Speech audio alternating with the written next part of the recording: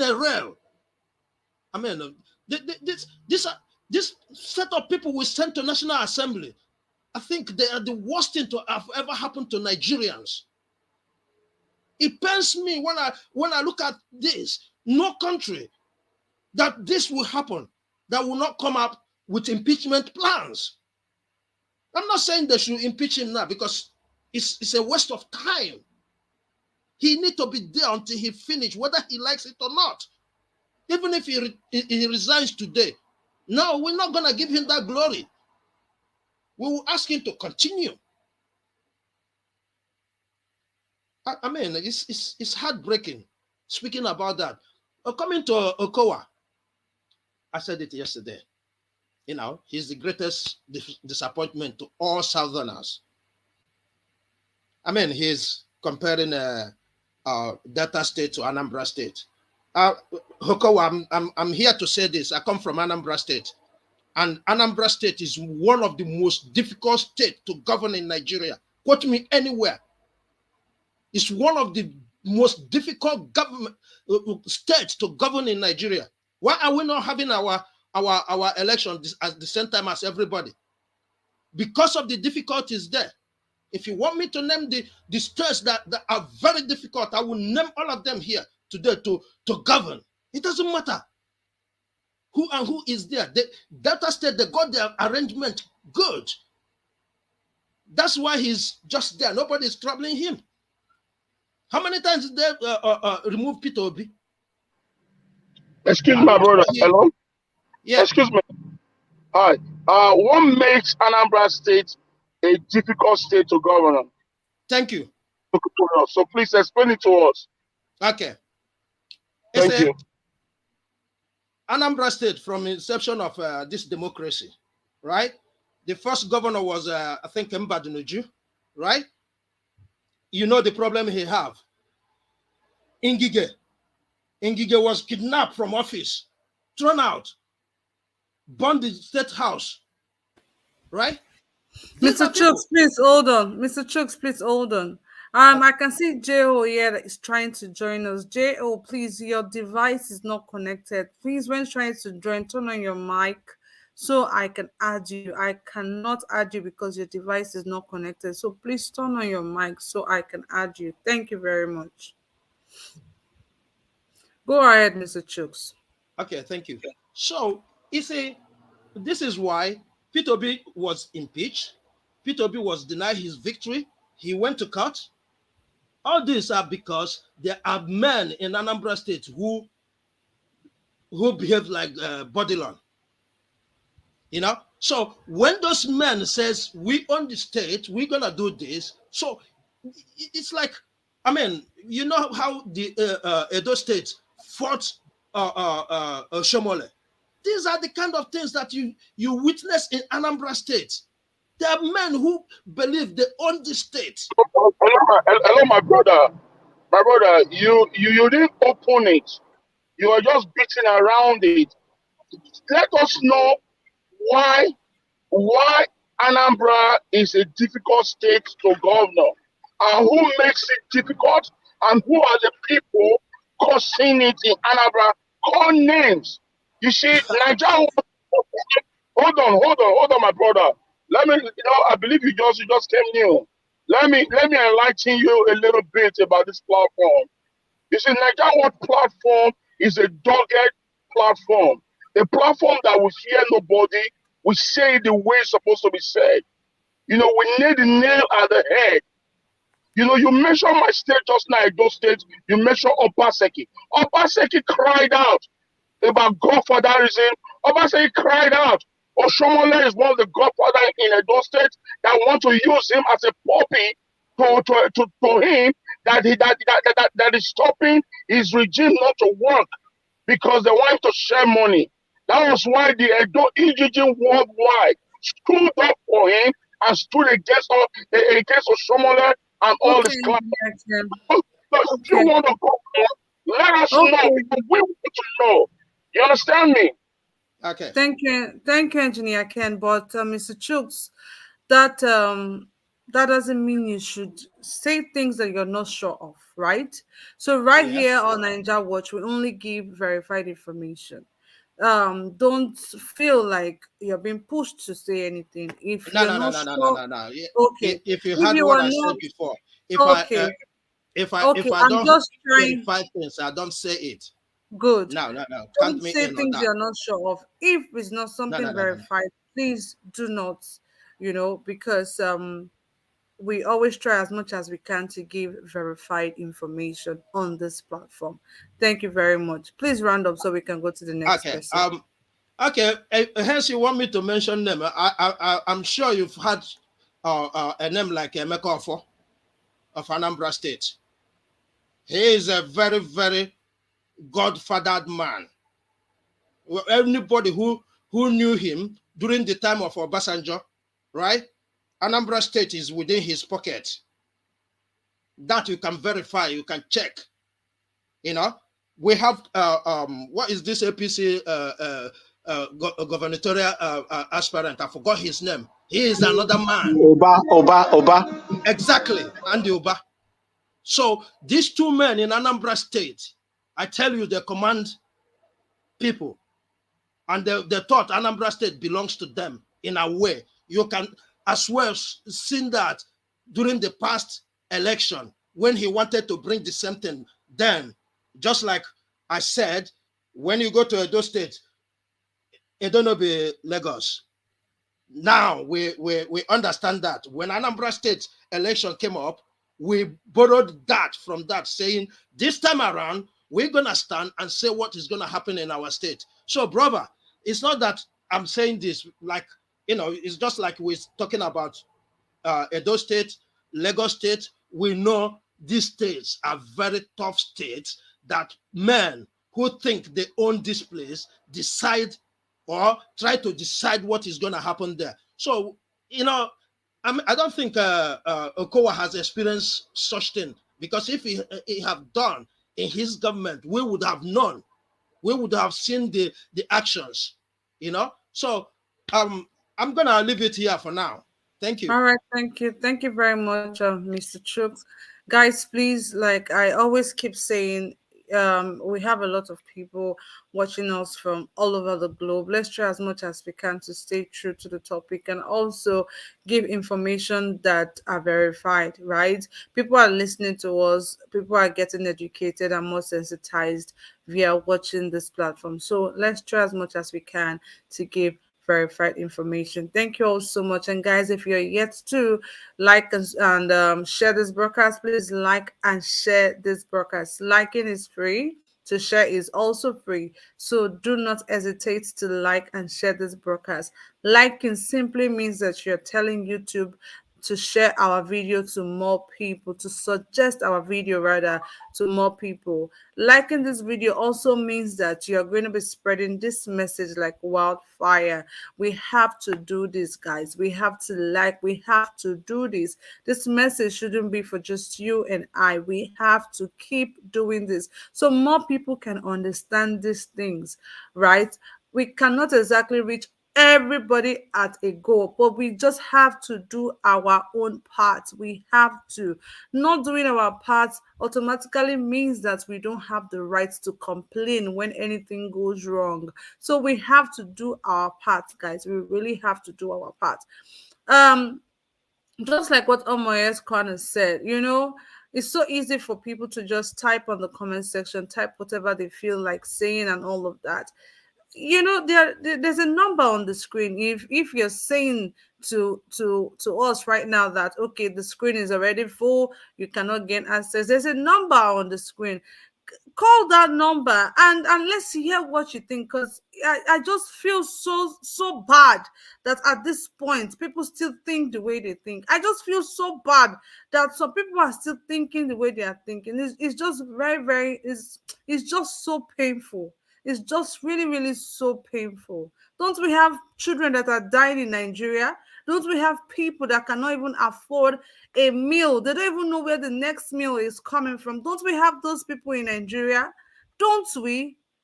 This suffer not so much. People have to do 2, 3, 4 jobs, not because of themselves, because they have to keep sending money back home. Things too good like that. We're going to work like Jackie. We're going to work like that. So I really do not understand how some people are thinking. Honestly, it's just so embarrassing at this point. It's just so embarrassing. I'm going to go straight to the next person here, which is Engineer Ken. Engineer Ken, please, good evening to you. Thank you for joining me. Yeah, good evening, my dear. How are you? I'm doing well. Thank you, sir. Please go ahead and make your contributions. All right, so I want to apologize for my delay. When you called before, I was in a meeting, and my secretary had to put it on Niger Watch because everybody now in my office is nine to Niger Watch, even though they are not Nigerians. Oh, that's great. Thank you. They're into Nigerian Watch, so they're just picking up from me and put it on Niger Watch so that I should be hearing it in my earpiece. I want to help my brother a little bit. You see, it's fine. It's a bootleg, it's a toothless bulldog. No, it's not even up to a bulldog. It's a bingo. You know, kind of bingo when they eat for dustbins. That's what it is. It's a bingo because if he knows who his Peter will be, he shouldn't have been running his mouth saying all kind of shit because he's so lucky that Otiku who picked him up to become his vice president because Otiku knows that he can use him, that he will not be having a say of his own. He's just going to be like Subanjo, so that is why he picks him up. And secondly, Peter Obi is a dogged man. Peter Obi is a fearless man. Peter Obi is a man that everyone has to respect because he owns his name. I know Anambra very, very well. In the 80s and early 90s, I did business in Anambra a lot. That was why I asked my brother that he should stop beating around. He should try and call names and nail their heads so that people that doesn't know what Peter Obi went through in Anambra, so that they should know before they start typing or saying any kind of thing in their comment section. Because Anambra was being ruled by mafias, for over right from the 70s, mostly in Opiweka, mostly in Opiweka in main markets where they have those businesses. These guys, daytime, they call them the Amota people, Amota boys. 24/7, you see them with AK-47. They're just like Fulani estimate, they walk around with AK-47. This is true, not story. No double barrel, no pump action. AK. See me, see you daylight. You see them everywhere. But Peter Obi came in and he caged them. He disarmed them and he caged them and he make Anambra work. He make it to work. So a man like that is a man that we need in Nigeria. Another thing that I want to beg will be, I know that he's listening to us by the grace of God. I want to beg him, if he wants to choose Minister of Defense, he should take Wiki. He should not go into parties that everybody that works with me has to be my party men. No. Pick men from different corners, from different parties that you know that they have a good reputation. Man like Wiki will be good for defense. That's on that strong man that can go to the forefront of fight. And let's go. Let's go. Let us fight for my people. We need a man like that. So Peter Obi has no shaking. The reason why APC and PDP are crying out like this, because they know that they have been broken. Their defense have been broken. They don't have no powers anymore. Their power is gone. So they don't know who is Peter Obi now. Peter Obi did not tell them his defense. Peter Obi did not give them his loopholes. This is what he's going to do to make Nigeria work, to solve our security. He did not tell them. So now they don't know where to hold him. They don't know where to hold him. That is why you see them saying all what they are saying. Peter Obi, we all know that if he get that chance to come there, it's going to work very well. But there's going to be a fight because corruption will fight back. Corruption is like cancer. It's a virus. These people, they are not satisfied. We can use Atiku and Tinubu as a case study. These guys are not rich. These guys are wealthy. Even their children unborn to their 10th generation refuse to work. They will never go hungry again in their lives. But let's ask ourselves, why are they still fighting for power? Why are they still fighting to come to control? Because they want more fortunes. They want more money. They want more wealth. That is greed. The only thing that can stop these people is death. That's the only thing. That's the only thing. So Peter Obi is going to work very well. I know for sure. And we all know that. So Peter Obi is not only popular in the internet. They should go right there in the field. Last week here in Benin, people were doing rally for Peter Obi. Edo boys, they were rallying for Peter Obi, campaigning for Peter Obi. Peter Obi did not give them one dime. People are using their money, using their time, using their time to go to the marketplaces, sanitizing everyone, letting them know that, yeah, a great man is coming, a man that will change this nation, letting our mothers, our fathers, our old men and women back home, letting them know that this man is about to come and it belongs to Labour Party. They should all cast their vote for him. So these guys, whatever they are saying, they are all in the cock and bull stories. They know that they have failed already. So I want to use this time and this moment of mine to please beg our youth. Our mumu never still do. That these old folks, how much will they give to you? A minute after that day, you are nobody to them. You are history to them. You are history to them. In 1 minute after 6 o'clock or 7 o'clock p.m. on that very day, you are history to them already. Their phone number will be changed. You cannot even reach them on that number anymore. So why will you kill yourself? How much are they going to give to you? Will 10 million naira solve your problem? Yeah, instantly you can buy a bag of fries or eat it for 1 week or 1 month. What about your children? What about your children? What about your grandchildren? What would you leave for them? Those of us that are in the diaspora that you see us, logging into Niger Watch all the time, speaking up for our people. We have jobs here. 90% of us are all very, very hardworking men, and we all have our own different trade. But we have to, because of the love that we have for our country, we have to create a time, to speak, to fight, to make sure that yes, that country will be safe. Most of our children will not choose to come back home because this is their comfort zone. But why are we doing all this? We are doing all this because of the love that we have for our country. And I believe Peter Obi has the same love. Peter Obi is a patriotic man. Not like those other men that are not patriotic. Their patriotism is just for their own belly alone. So Nigerians, let's shine our eyes. Let's lift up our heads. These men that you see, they are vampires. Look at Tinubu. Look at that guy.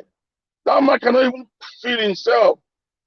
Give him a spoon to take rice by himself. He can't even do it. You tell me, what are you still looking for? What are you still looking for? You want the richest landlord in Africa or in the world. What are you still looking for? If you die, you're not taking money to Mecca. Even you as a Muslim, your casket not be more than 10,000 naira. So you now tell me, what are you looking for?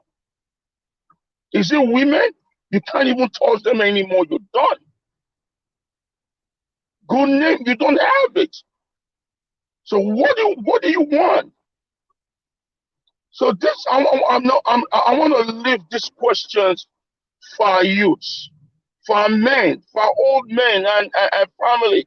For those ones that says I'm in Yoruba, I have to support my Yoruba brother. For those ones that will say, oh, I'm an Igbo man, I have to support my Igbo man's brother. For those ones that will say I'm an Hausa man, I'm a Fulani man, I have to vote for Otiku. I want you to check your heart. Look at yourself in your mirror. Is it Okay. what you want to Is it what you want to do?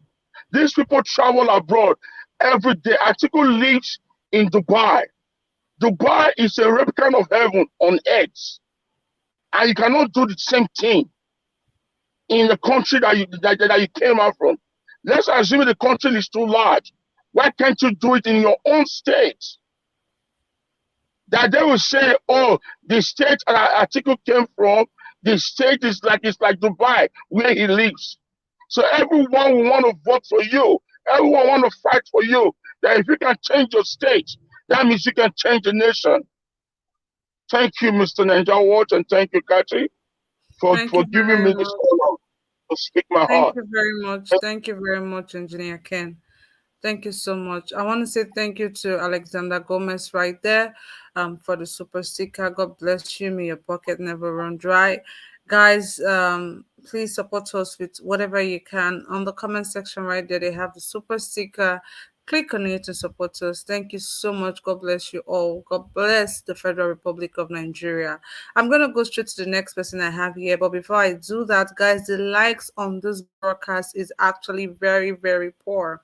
On YouTube alone, we have more than 400 people watching right now just on YouTube, not to talk about the other platforms. So, guys, please help us to like and share this broadcast. Like I said earlier, liking this broadcast simply means that you love what we are doing here and you want more people to see for themselves. Liking this broadcast also means that you want this message to spread like wildfire. Keep liking the broadcast, guys. To like is actually free. They don't charge you for liking. Please like this broadcast. Thank you so, so much. Those people for comment section, still they wait for una call or they wait for una make una join the panel because I don't understand why people still think the way they are thinking at this point. I don't understand it. I'm going to go straight to the next person I have here, which is Mr. John. Mr. John, good evening to you. Thank you for joining me today. Good evening, Kachi. How are you doing? I'm doing okay. Thank you. Wonderful. Interesting topics, definitely. The with Niger, I think our brother from Ghana said quite a bit. He made a lot of points that historically Nigeria has been a supporter. I guess that's the best word to use. A supporter of different countries. And there's nothing wrong with that. I mean, you see Nigeria giving money to other countries. Now, so the point I'd like to make is that there's nothing wrong with countries collaborating, if you want to use that word, collaborating or working together or supporting each other. But that's not what we're really seeing here, is it? We're not really seeing countries collaborating when Nigeria is working with Niger. Because in the Niger Republic, in terms of how much trade they do with Nigeria, it's very, very small. It's incredibly small, and you have to, when you couple this with all the other things that are going on, it starts to paint a narrative.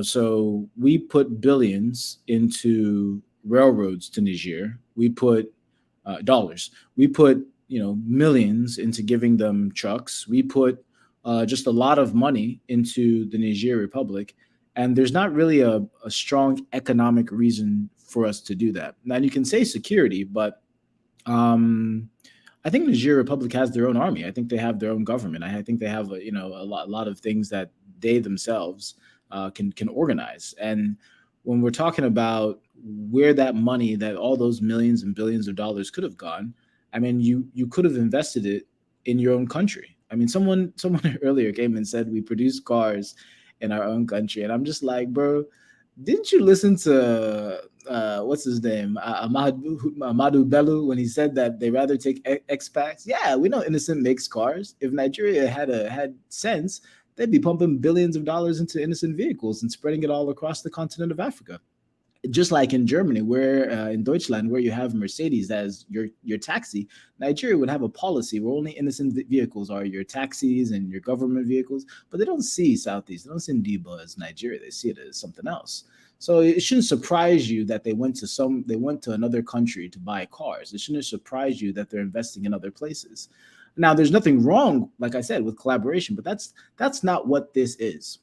They're not, Buhari and the administration is not. They don't have a genius policy of how they're going to be interacting with Niger. It's just that they know what they're getting by putting the money there. Now, it shouldn't really be surprising to Nigerians that this doesn't just stop with Buhari. I mean, people in the Senate and in Congress, they vote for this stuff. They're not aloof to the money that's being spent. They're not aloof to where this money is going. So what should shock you even more is that the reality is that many people within the government agree with these actions. They agree with how the money is being spent. They agree with the fact that you're not getting a good education. They agree with the fact that you're not getting healthcare. They agree with the fact that you don't have securities, or that you're in Ecowas. And if you look at all those other West African countries, just go and look it up. There's a Fulani presence in many of them at high levels. Think about it. They know this stuff. There's a reason why they've set it up like this, where they will say, "Oh, well, you can't just do anything about it because it's Ecowas." They have a plan in place, and I'm not saying this to scare people. I'm saying it to just wake you up, because the reality is, the one Nigeria that you are fighting for, some people also believe in one Nigeria, but it's a one Nigeria that you would never agree with. How do you reconcile that? How do you reconcile with the fact that you have senators and you have big portions of the population that are also screaming, yes, they want a one Nigeria, but that's a one Nigeria that you would never agree to live in? They're voting for this stuff. It's not just Buhari. People are actually going and voting for the things that you think are despicable, right? So that's why people can come and tell you that Tinubu should be their next president, or Atiku should be their next president. Because just like you have your own ideology, there's large portions of the country that have a completely different ideology than you. So just take that into consideration. And those people aren't going anywhere. In fact, they're not dumb. So that's with Niger. It's sad that the money was sent there, but in a working government, in a working country, you would have known that. You would have had input on that, right? Your Congress people would have talked to you. Your senators would have talked to you. Your local, you would have had some sort of input in that. But in the Nigeria that you're living in, you don't have input in anything, and that's not going to change because one person changes in government. So that's that money that went to Nigeria that's never coming back. Kachi, what else are we talking about today? Mr. John. Okay, I have a video of the guys who actually went out to, I don't know if I should call it a protest, or they're actually sensitizing people why Tinubu is the right man for the job, Yes. saying that he has the capability to address Nigerians' challenges at the point, right? So, and, some people were there to interview them, and okay, let me just play just that one part for you. Okay. Just that one part. The last guy that spoke on the interview. Please, guys, pardon me, let me just play this one part. Presidential candidate of the All Progressives Congress has the antecedents to address challenges confronting Nigeria. Speaking during an awareness walk in Lagos, the co-convener of Landbat, I think that's not the one. Okay, this is the one, guys. Tinubu, Apologize. I think Tinubu is in favor of masses of Nigerian. Out of the, as far as I'm concerned, at least we have two candidates contesting, which is PDP and APC. Just two, as far as I'm concerned. You see the other Labour Party you're talking about, they're just ranting on social media. Yes. Okay, I wanted you to hear that. Okay, they asked him why. I want to play it again in case you didn't get the first line the first statement saying that he's a man for the masses. I'm not sure I understand that quietly. Let me play that again for you Tinubu, then. I think Tinubu is in favor of masses of Masses. Nigerian. Out of the, as far as I'm concerned, at least we have two candidates contesting, which is PDP and APC. Okay, See, in okay, that so that's that. So they asked him why are you talking about this person? Why are you trying to create awareness for this guy? What, like, okay, let's say somebody comes now and asks some people here, why are you voting for Peter Obi? Why are you rooting for him? You can give reasons as to why you want him to be in power, why you think he's the right man for the job, right? Now, although Mr. John, I know you don't believe in one Nigeria and all that, but I'm just trying to make you understand how I want you to handle the topic, right? So here they are on the road trying to create awareness, making people understand why this man is the right person for the job. So, and they ask you, why do you think this man is the right person for the job? And he goes, is a man for the masses, is in favor of the masses. I really do not understand what that means. Well, yeah, Kachi, it's there are lots of mind-blowing things about Nigeria that it'll be one for the history books when people really kind of look back at the psychology and the sociology. I mean, Nigeria will be a very interesting case study. Why would someone come and tell you that someone who we all know is not the age he's portraying himself to be, someone who's clearly a criminal, someone who, like, they're known facts. I mean, it's a known fact that this man is a criminal, and it's a known fact that he's not going to in any way unite Nigeria or solve Nigeria's problems or do anything other than serve his own purposes. Is someone coming out and blatantly lying? Well, you have to realize that I wouldn't say most, I would say there are many, many people in Nigeria that will say whatever you want them to say, as long as they get money, as long as they get, what they want to get from it. Right. I mean, that's the point I try to make often. It's like there are multiple Nigerias, just like, we're here talking about a better future. I believe it's through referendum. You guys believe it's through a better leadership. Just like we're sitting here, there are other people talking about completely different things. They have no intention of Nigeria ever being quote unquote better for the masses. They're more interested in making sure that they continue to leverage a broken system to get as much out of it as they can. And they're in the millions. And then there's, millions, tens of millions, according to INEC, hundreds of millions of people in the North that will just vote and they're not on social media. So there, when someone says like, we're all fighting for the same thing, I don't think we're all fighting for the same thing. Actually, in fact, the video that you just posted or just showed shows that you're not all fighting for the same thing. But yeah, he's clearly delusional. Well, he's not delusional. Look at his glasses. His glasses were fresh, right? His hat was on point. Like, the guy is not broke. He's clearly getting something by, in the Nigeria where the Naira is falling precipitously, he's clearly getting something by coming out and saying Tinubu, because you don't even need like a first grade education to realize that Tinubu is clearly a criminal and, Tiku is clearly a criminal. And the way they're playing, honestly, obedience in the media nowadays, I'm really scared that Nigeria might just end up in civil war, because the way they're going about it now, it's like nobody's budging. Nobody is budging. And it's just like they've already started the ethnic politics. They've already started the religious politics. They've already, even though Peter Obi said, or Peter Obi's supporters say he has nothing to do with Biafra and independence, which is true, they're still tagging Peter Obi's followers because they want people to just fight each other, and at the end of the day, they'll tell you, well, you had a good fight, but based on INEC, Tinubu won, right, or Atiku won. I mean, that's their plan, and it's just like, what's your backup plan for them? So I don't know why I don't know why people are so hungry in Nigeria to the point where they can't just like do what's best for like the society that they live in. You know what I'm saying? Like if you go and vote Tinubu, it's not like us living in abroad making foreign currency, well established in foreign countries with no debt, lots of money. We're not going to suffer. We're just going to have a better exchange rate when we send money back to the quote unquote so called Nigeria. But you're going to be suffering because you're still not going to have education.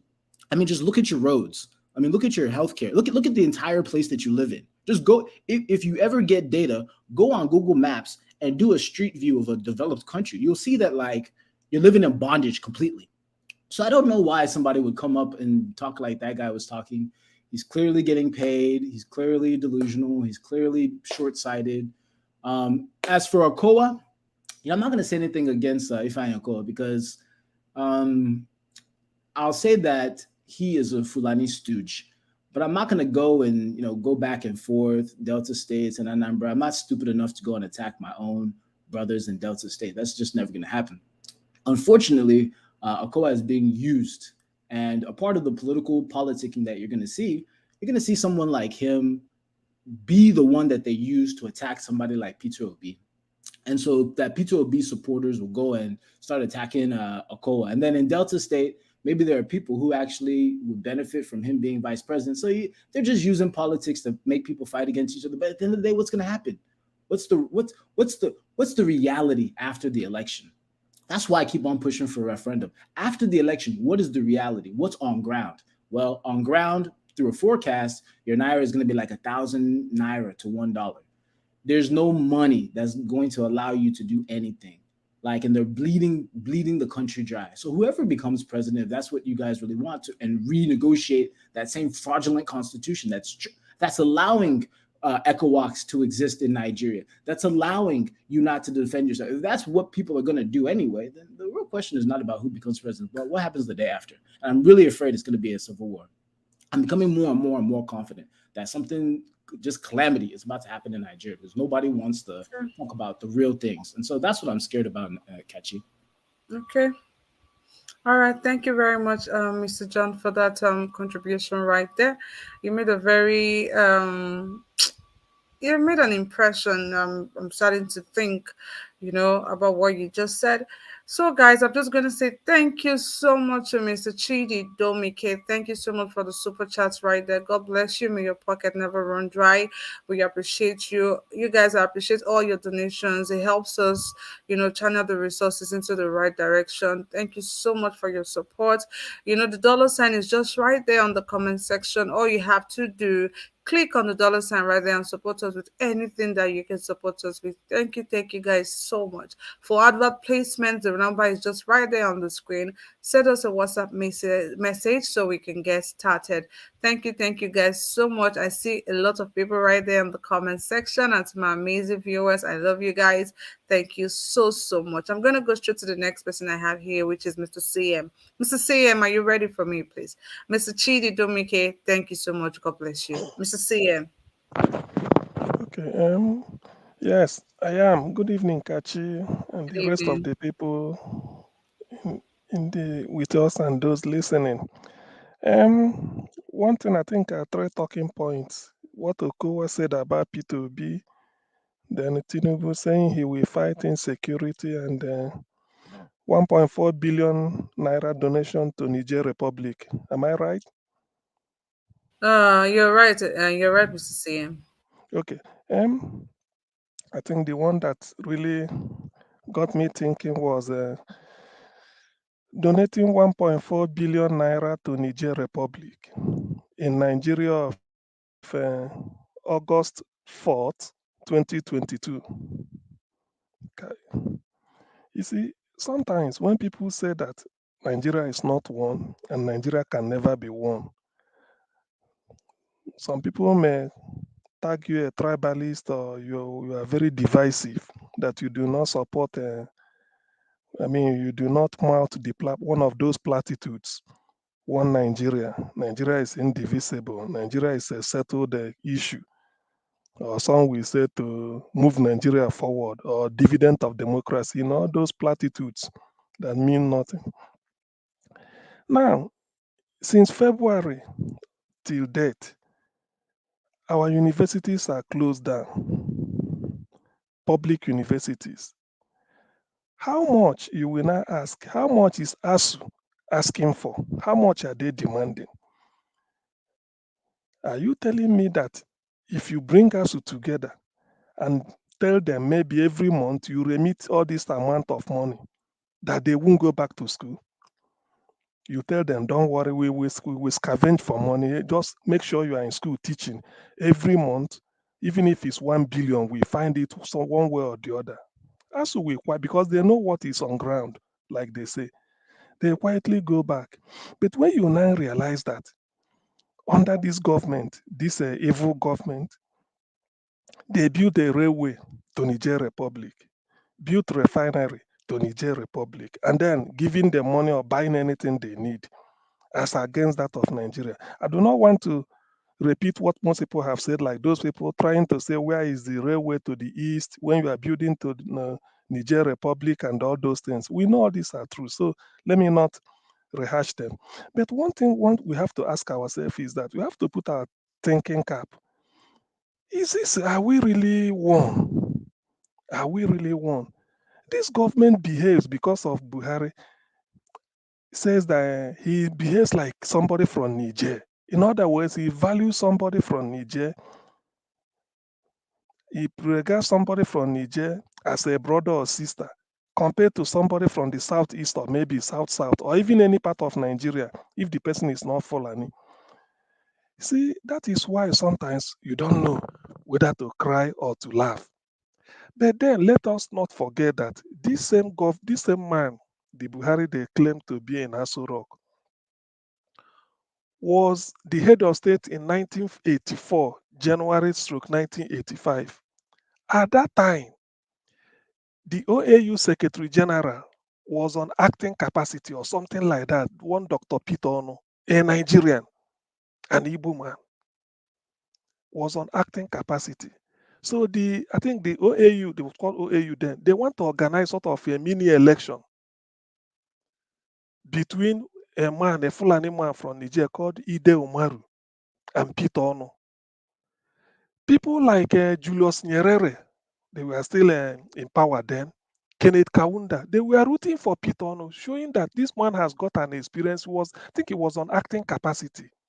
And moreover, the president of he's from Nigeria being the giant of Africa, then with all our respect, irrespective of what we've become now. They went to lobby Buhari that now we have to vote for Peter Ono, everybody.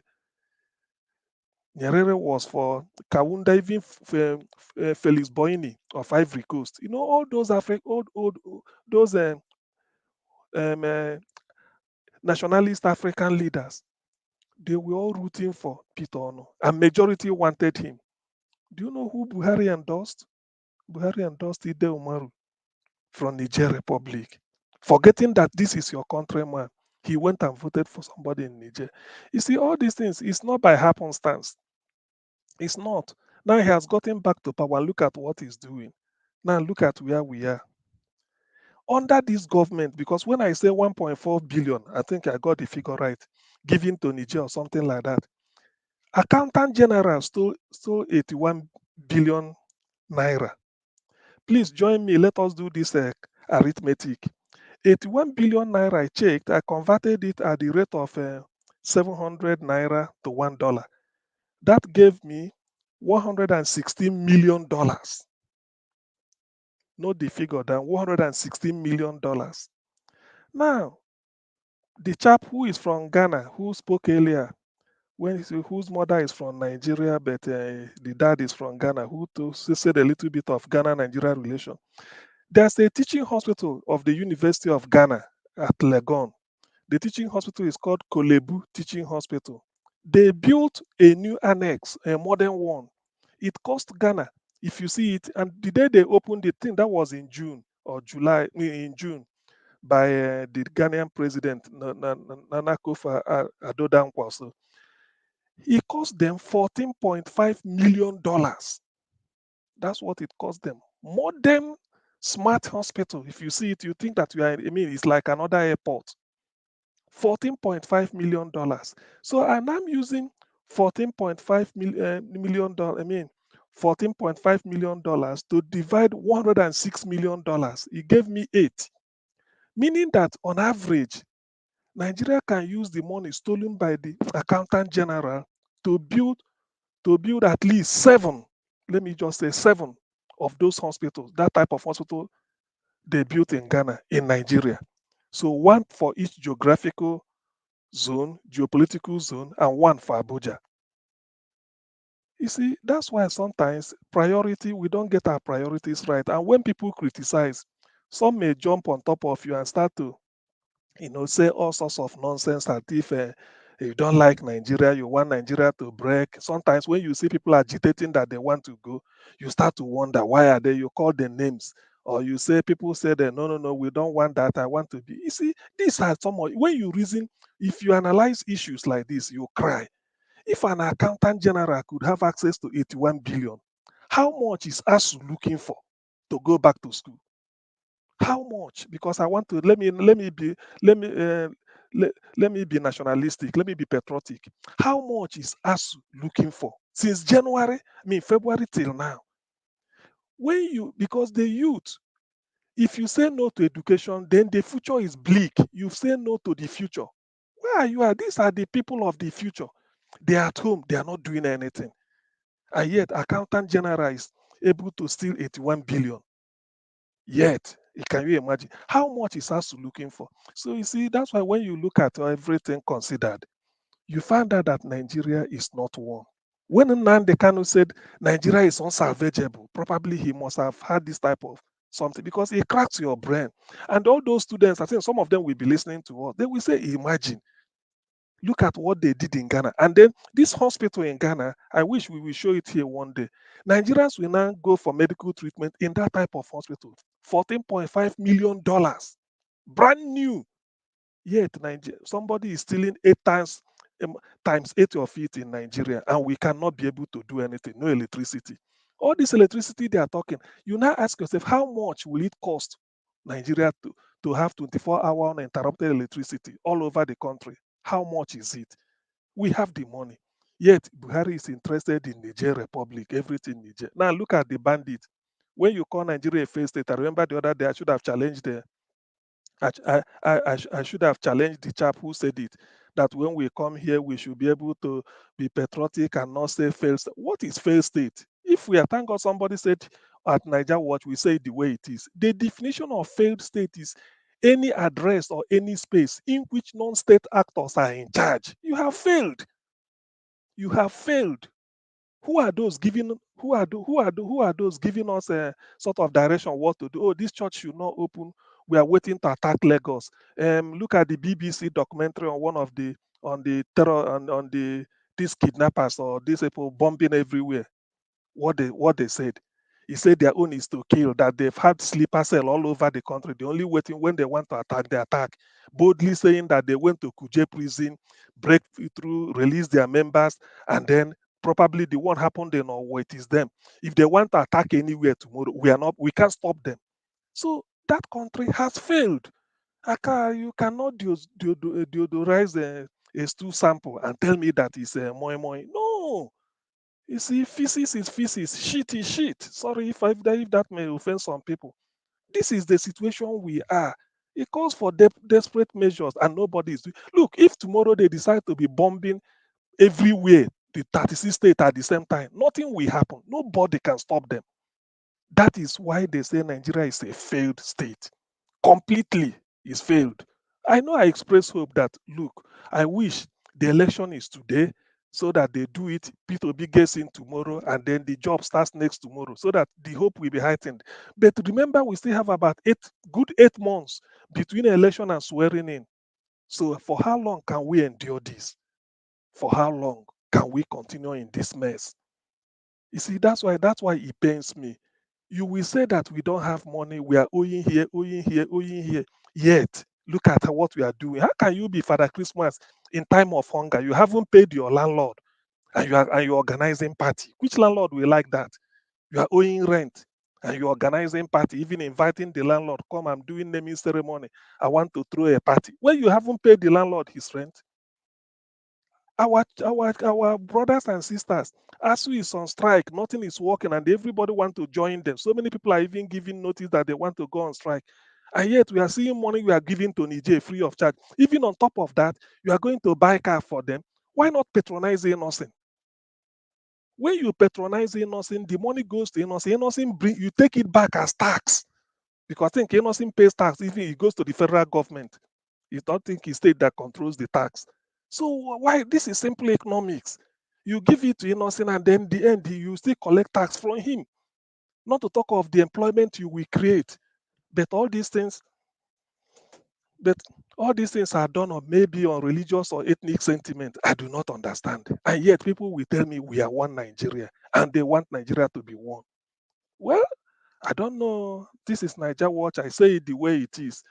I don't care when people attack me later, but I must say what I'm saying is gospel truth and the analysis is spot on. I'm not fabricating anything. That is the way it is. So in fact, Nigeria is a country. It's a country born into hope, but nurtured into hopelessness. There is nothing that I mean, there is it's annoying. I'm bitter, very, very bitter, hearing this type of thing. We are talking of no electricity, you don't have light, petrol, you don't have, diesel is expensive. Even Obasanjo cried out, according to one headline I saw, that the cost of diesel is affecting him. And yet a government who couldn't pay, who couldn't tell lecturers, go back to school and teach our children so that next to I mean let us get to somewhere. Nothing. You are still finding money to go and give to Niger. I don't know. Yeah, that Niger business. Well, probably it's just to arm the terrorists and then there. I think the essence of building this railway from Kano to Meduguri, I mean Kano to Niger, is just to label the terrorists so that they can easily move down. There's no need walking through the bush so that they can move down and they occupy wherever they want to occupy. Nigeria is finished, if you ask me. So that is, let me just stop there for now. Then Thank on the you. issue of Okowa to P2B, well, I take it as being politics. Okowa must know one thing that there is one thing that is stronger than all the armies of this world, according to Victor Hugo, the celebrated French poet and novelist. And that is an idea whose time has come. The idea now is for P2B, only that I hope he will make it. Because every day with the development, sometimes I express a sense of foreboding. But what can I do? We have to live against hope. So what Okowa is saying is just a mere gas. He's just trying to come into reckoning. If I were him, I would just quietly leave P2B alone and then campaign based on the fact that this is what I will do. This is what you engage the people. Forget about P2B. You can't bring him down. People have seen him. He's very clean, inside out. Go and verify, and he's doing it. Your principal cannot be sold. Your principal is a bad market. We all know Atiku. It may even be worse than the man there now. If mistakenly he gets in, which I doubt, and God will never allow that. So Okowa making noise. Well, I wouldn't attack his personality. He looks gentle as a person, and then well educated, the way they say, and then had a good record of public service from what is it called, from local government to state to senate and back again to state. So let him just respect himself and then face his campaign. But if he feel that he can throw tantrums and then cast more on P2B, one, it won't stick, and secondly, it will backfire on him because people can now open and then bring out his deeds. When P2B say go and verify what I did in Anambra, I wish Okowa will say go and verify what he's doing in Delta. I doubt it. Now to end with Tinubu. I saw one thing, I don't know. That's why I said allegedly. So please, people should not quote me, but I said allegedly. I saw a picture of one man in an aircraft. I don't know whether it's, in fact, the thing looks like it has a shape of a human being, but it looks more of a robot to me. They said he's the man, is the APC guy, the Baba of them Bodilon, going for medical checkup abroad. I don't know, but I don't want to dwell on that in case somebody can easily validate it or tell me that it's not true. But one thing is this: you see, I do not condemn Tinubu because of his age or his medical situation. Nobody know that's why they have the geriatrics as a branch of medicine where you deal with the sickness of old people, because even if you are, by the time you get to some age, I mean to some stage in life, your system will bound to one may malfunction. Even if it's not malfunctioning, your gait, your standing up, your movement will be affected. It might not be severe anyway, but you will notice that it's no longer like when you are 80 cannot be well like when you are 25. There's a world of difference. So in Tinubu's case, that's why sometimes it's not that you can't play football, but if you want to go and play for Chelsea and they need a striker, or my favorite team Barcelona, what they will check is your ability to perform. Not that you may not look and they say, can you perform 90 minutes? So Tinubu is having a terminal illness, which most of us know. Then the thing is, will this affect his ability to perform if elected into office? That is the question people should answer. Will it affect his ability to perform? It's not enough you sit in a chair and then an air-conditioned office to start to give direction. What it requires you to think, and you get a like in America, they say the test of a president is getting the 2 a.m. telephone in the morning. What will you do? Or at 3 a.m. in the morning? Can you get out of bed and then start to coordinate what will happen to America? So uh, the uh, the the the Tinubu's health will impact negatively on his ability to perform. That's why they are telling him at this time, Baba, go and rest. The money you stolen from Lagos is okay. We cannot forgive you for after all, if you forge your certificate, you don't know your age, you don't know your local government, you answer one name in America, answer another name in Mobile, and then retire with another one, fill one form in 1999, swear affidavit, and then come in 2022 and you couldn't fill it up again, all those. And this is somebody who is supposed to be an apostle of facts and figure, the number one citizen to be somebody who is aiming to be the number one citizen. I remember George Bush when he appointed um, um, this Condoleezza Rice as U.S. Foreign Secretary.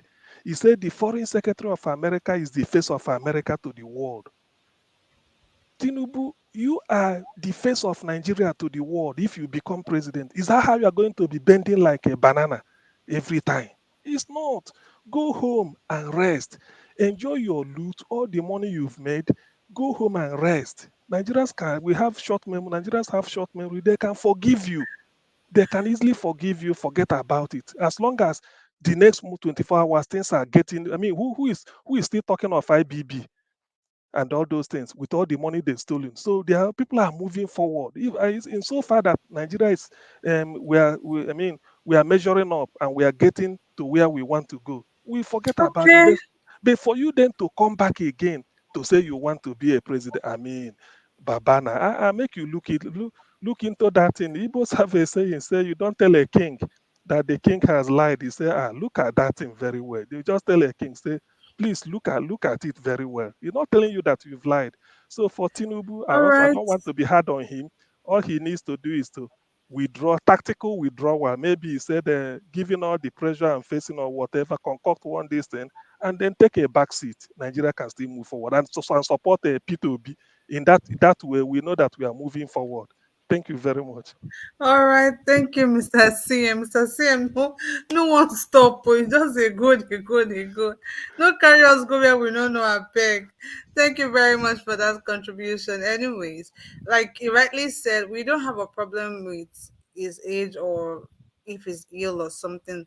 There are some illness that comes naturally with age. This man is very wealthy, just like what engineer Ken said.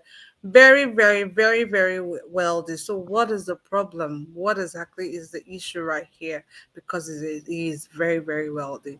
Thank you very much, Mr. CM. Once again, guys, do not forget to like and share this broadcast if you have not done so. Like and share. I can see we have more people on the comment section. I can see Joyce A. Thank you so much for being here, Daniel Brown. I see you right there. June Obaseki, thank you so much for being here. I can see Amechi in the bay. I see you right there. I see Jeku Obedience. Thank you so much for joining me today. I appreciate you guys. I can see Tonia161. I see you right there. Thank you so much for being here with me. I appreciate you all. Let's go straight to the next person I have here, which is Midwest People. Good evening to you, and thank you for joining me today. Hello, madam. Good evening. Good evening to you, sir. I greet all my fellow panelists. Good morning, good afternoon, good evening, and I greet all listeners and viewers that are watching us all over the world. People have said so many things, and fact relating to this, movement of people to Nigeria, and the government of Nigeria said ECOWAS is our problem, and we cannot really identify our people. These are some of the things we are talking about. As a Nigerian, if you are the type of a Nigerian that has traveled to other West Africa countries, particularly the French colony, the Portuguese colony that fall within West Africa, you will discover that, sorry to use that word, the Nigeria that they call Giant of Africa, indeed. I don't know what really made them to give him that name, but it's one of the most backward country as far as the whole West Africa is concerned, in terms of governance and structure. You use Niger as an example. These people are not stupid. They understand that Nigeria government is not ready for our citizen, and the country, there is no love. Actually, we don't supposed to be one, as people have said. Let me tell you, Nigeria Fulani can never go to Niger and say, I am a Niger citizen, except they permit that person legally to be with them. They will figure you out. Because every Niger citizen have identity. They know the number of children giving birth to this year. So that's to tell you they are advanced than Nigeria, as I told you before. So if you go to a place like Senegal, you cannot be moving, just enter a bus. A Senegalese citizen, police stop you, you don't have the ID card, national ID card, straight to prison. They will detain you, they will imprison you, and when you are coming, you pay some fine, then they will give you the card straight. So this is Africa country. But Nigeria, we're so educated, but we don't really have that knowledge on how to structure society right from day one. And it become a problem. And today you see people just breaking grammars, deceiving our people, pointing to the problem that is confronting them and giving all sorts of excuses, and that's all. So ECOWAS is not our problem. A lot of Nigerians are in so many places today within the African zone also. But the countries that hosted them, they have the identity. That's just the fact. So nobody is an island. And again, it's 90 days law. And occasionally, if you are over 90 days, some countries, they will trouble you seriously if you're not careful. Except you just have to look for a way to fix yourself into them within the West Africa movement. It's only in Nigeria where everybody can come in and there is no identity. Maybe, perhaps, I don't know of Ghana anyway. I've not been to that place, but I think that's one of the only country I've not been to within the West Africa country. And this Guinea-Bissau and Conakry, these three countries. The rest I've been to them though. So, and I know what I'm talking about. So it's reality. You can also ask people. They have identity. So ECOWAS is not our problem. The truth of the matter is that Nigeria doesn't have any structure to function as a country.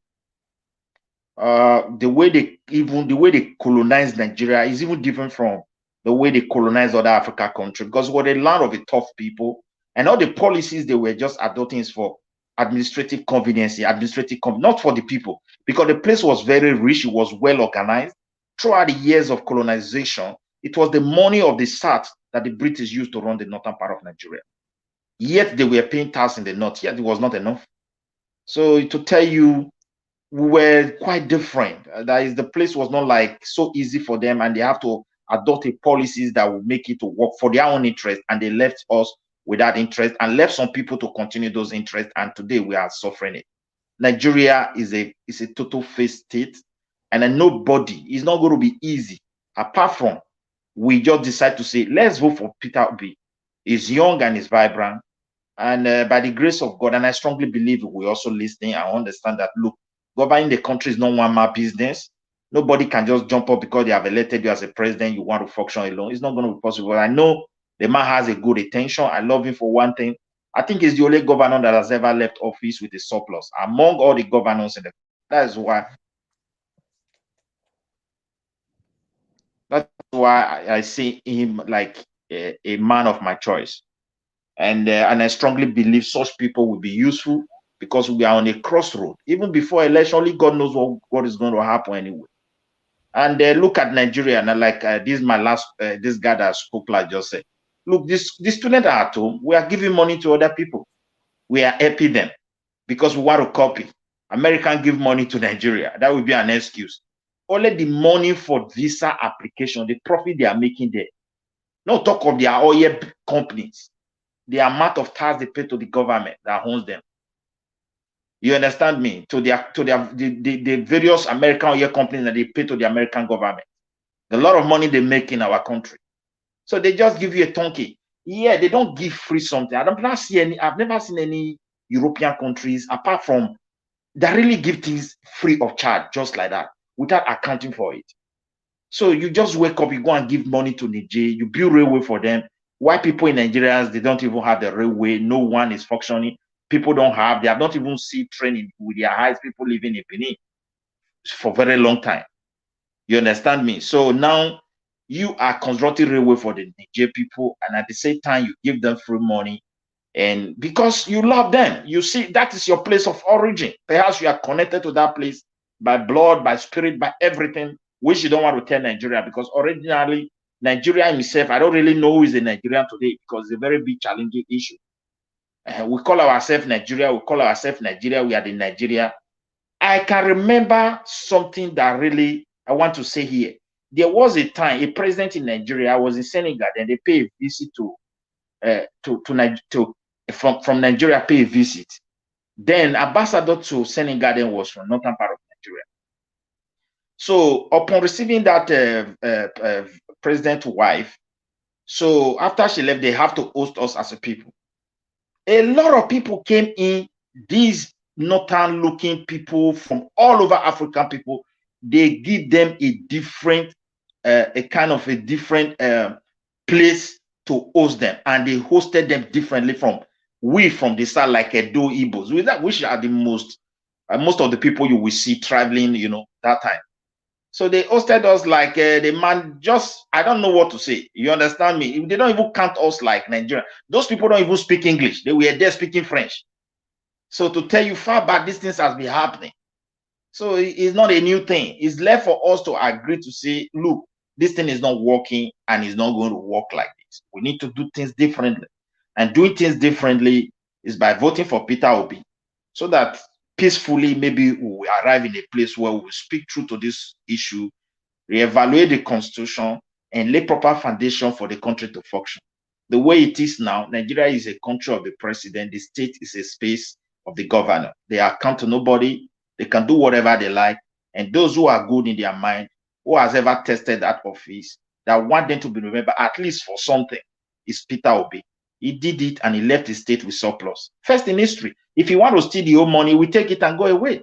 While the rest will lose the money, they will still go and loan money and put the state into debt before they go.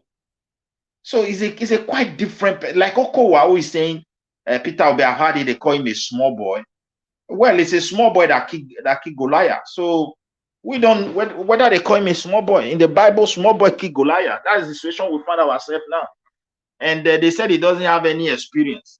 He has governed a state. I don't know which other experience they want. Like, what is it called? The Atiku has never handled any even the vice president he handled. I thought Obasanjo chased him away. And recently, Obasanjo said he regretted making him a vice. Maybe perhaps he survived because he was once a military general. If not, he would have eliminated him, something of that nature. So I think Nigerians should understand that the only chance they have now to go out of this one chance called Nigeria, or to restructure Nigeria in a way that things will work and everybody will be happy. Because one of our friends said, Nigeria was a country that was born into hope, but today it's hopelessness. That's just the truth. People were hoping for greatness, for good things, for future for their children, and today look at the reality on ground. So we need to really put our heads together and elect the rightful person, campaign if the chance is being given to us to elect the man of our choice, so that we can hope for a difference that would benefit everybody, whether from the north, the south, the east, the west of the country. So this is my take on that. And again, All right. Okowa must surely campaign. So you cannot expect someone that they pick as a deputy president not to campaign.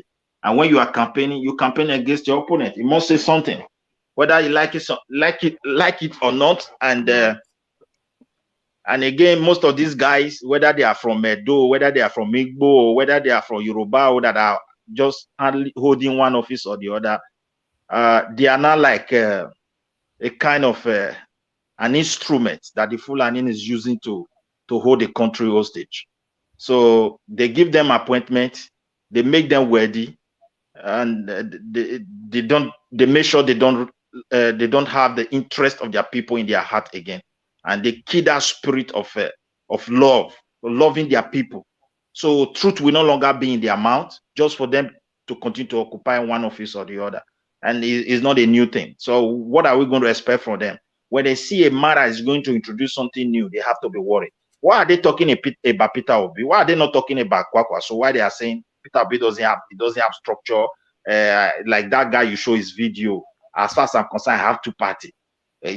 Why are you even talking about the two party in the first case? Because you refer to Peter Obi. Because something is happening. It's beyond social media. Even in the northern part of Nigeria, they are now also emulating the social media, campaigning for their people, telling their people to go and vote for Peter Obi. So by the grace of God, I believe we will come out from this problem peacefully. But however, the reality on ground, we still need to pray, because it's not going to be easy, because on daily basis, what is going on in our country, I think these people have been on a very, very long time planning of evil agenda. But by the grace of God, they are not going to fulfill it. And I also saw the Otom creating some vigilante group in Benue, and the way he was talking. If you can still elaborate on another day, we will be willing to talk about that, because I love that man. He's brave. If we have 4 or 5 of that kind of man in that state, by now we would have been talking about reality into this problem that is facing this country. But the rest cannot talk because of political appointee or what they want to gain from Mr. President. Okay. Thank you. Thank you very much, Mr. Midwest people. I want to say thank you to Janet Osawaru. I hope I got that correctly, Madam Janet. Thank you so much for the super sticker. God bless you. Guys, endeavor to use the super sticker and support us, right? You know, we put a lot of resources into this. Kindly like and share this broadcast if you are yet to do so. Thank you so much. I can say we have more people in the comment section.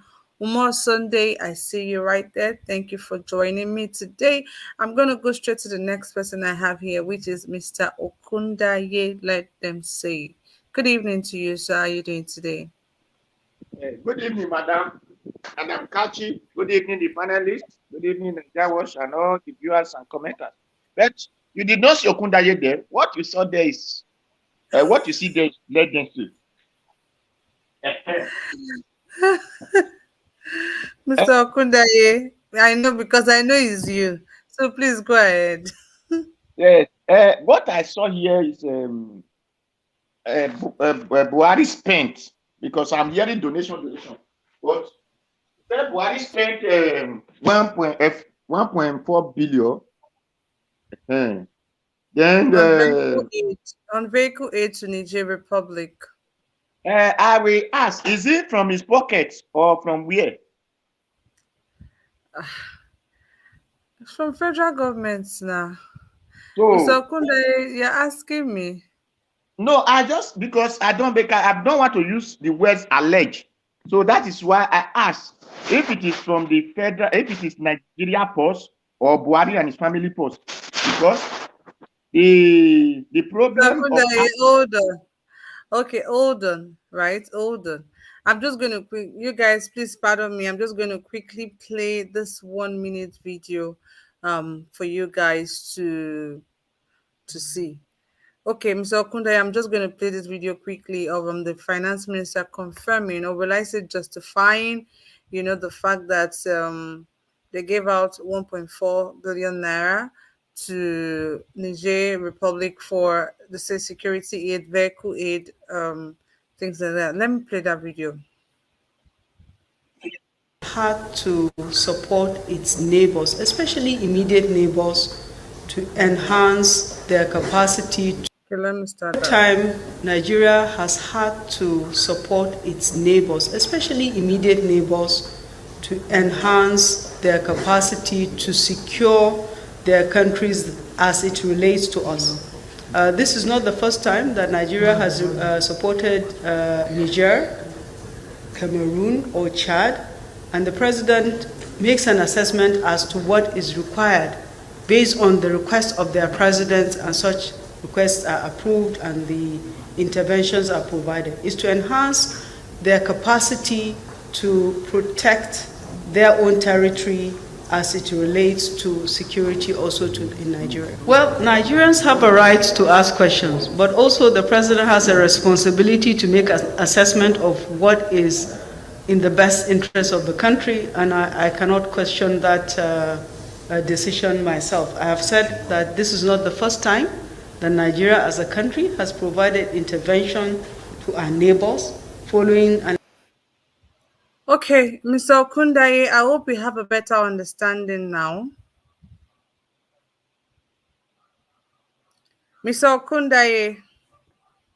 Oh, sorry, I moved myself. I want to talk now because this video is what make me to know what to say. Okay. For Nigerians, anyway, I said it the other day, Nigeria is not yet a country, it's a sovereignty of a white man who find the wicked people that appoint them. First, Buhari said he is going to do the same thing that Abacha did. Because I'm going to be quoting him now, not allege. He said he's going to follow the footsteps of Abacha. What was the footstep of Abacha? That they were keeping Nigerian money in Niger. Because Abacha came from Niger, grew up in Nigeria, become Nigeria military. That's why Abacha was still good in a way, but he was spending our money, keeping our money in Niger. That enabled his wife to say, even if they are poor, they can never be poorer as Dangote. That is to tell you the amount of the money of Nigeria that they have kept in their different various places. And Buhari said it in his mind that this is what is going to follow. Now, Nigerian doesn't go to school. They say has to strike. Why? Because Nigeria doesn't have money to give to the workers of Nigeria. Then this woman said, he said the Nigeria has right to ask questions, while the president has the right to do the best which he wish, not what Nigeria wish. To give out the money he could not use to pay Nigerian workers to another country, to fight their insecurity, where the Aso Rock saying insecurity is about to reach them, where a country that insecurity are chasing soldiers out of their barrack. I said this thing the other day that all these are the soldiers in part are the soldier strategies so that they can take over the power when Nigeria becomes in confusion. Then they will take over the power. And this is the reason Buhari, since he entered, is packing all his people into military. I said, where are they going to be collecting money from? It is me and you money that come from Niger Delta, Lagos, Imo State, Enugu Co, so on and so forth, our timber. These are where they are going to be collecting the money. Where Zamfara gold will be used for only Zamfara. But our people are sleeping. If this thing were announced in the morning in Europe, in the evening, I believe there will be no place for anybody to move. Because the woman will not tell us the interest that is good for Nigeria over these things. That a security, Nigeria, Nigeria students and pupils are not going to school because the government refused to pay their workers so that they can attend to Nigeria children. Then the same person who are in charge that hold that money that they have to use for Nigeria children, hold it to itself and not giving it out to another country. And we will the next thing you will see, Bangas newspaper, Daily Trust, what do they call this? Observer, and they will come and write rubbish for us. And nobody is on the street. Sri Lanka doesn't try this before they drove at their president. Sri Lanka did not drive such. So said they talk of they said even Nigeria money, borrow money to pay money they owe. Now Buhari did not take that 1.4 billion to pay out of the money he has borrowed for Nigeria neck. And Nigeria are looking anyway. Nigeria is not. This is why I always say it's not yet a country, because if they are country, they will have dropped Buhari, and Buhari would have rot in jail. By doing such, if a terrorist come to destroy military barrack, that all military are not even afraid. Where the Senate and the so-called are not afraid because they said at their place is no longer safe. The area they hope on, since the whole country have been attacked. This is a man whereby his military has not arrested any single terrorist.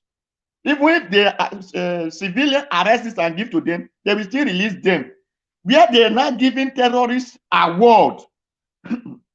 That even their own sister, which claim to be a journalist, are blaming a BBC, the wife, for bringing people to know that these are the ones killing Nigeria. Instead of him to say, federal government, why are you not arresting these people?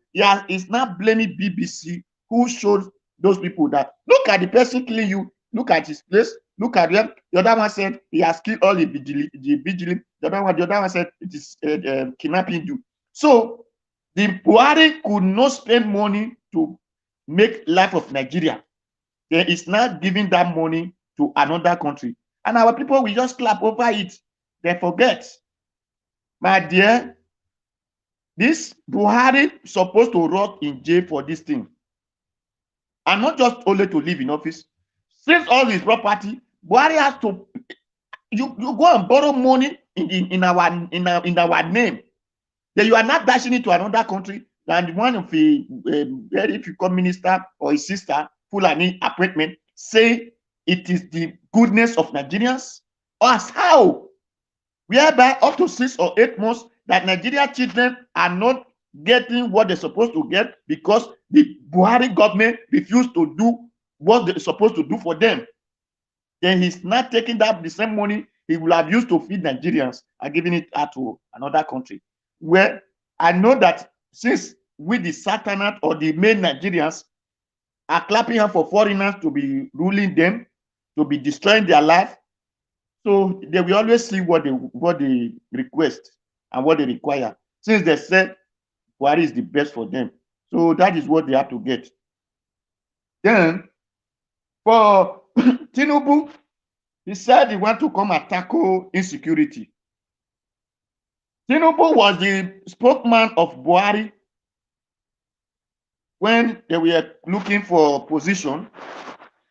Tinubu had said with his man that he was the one who went and invited Buhari to come and take power. That don't worry, since you have spent money did not issue. Let us put force together so that we can get the power. And really, they put force together, they give him the power. Now, he said,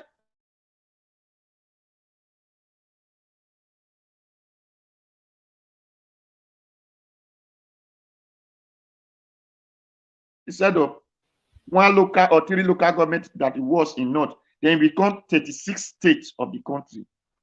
Then the same man coming to us and said he want to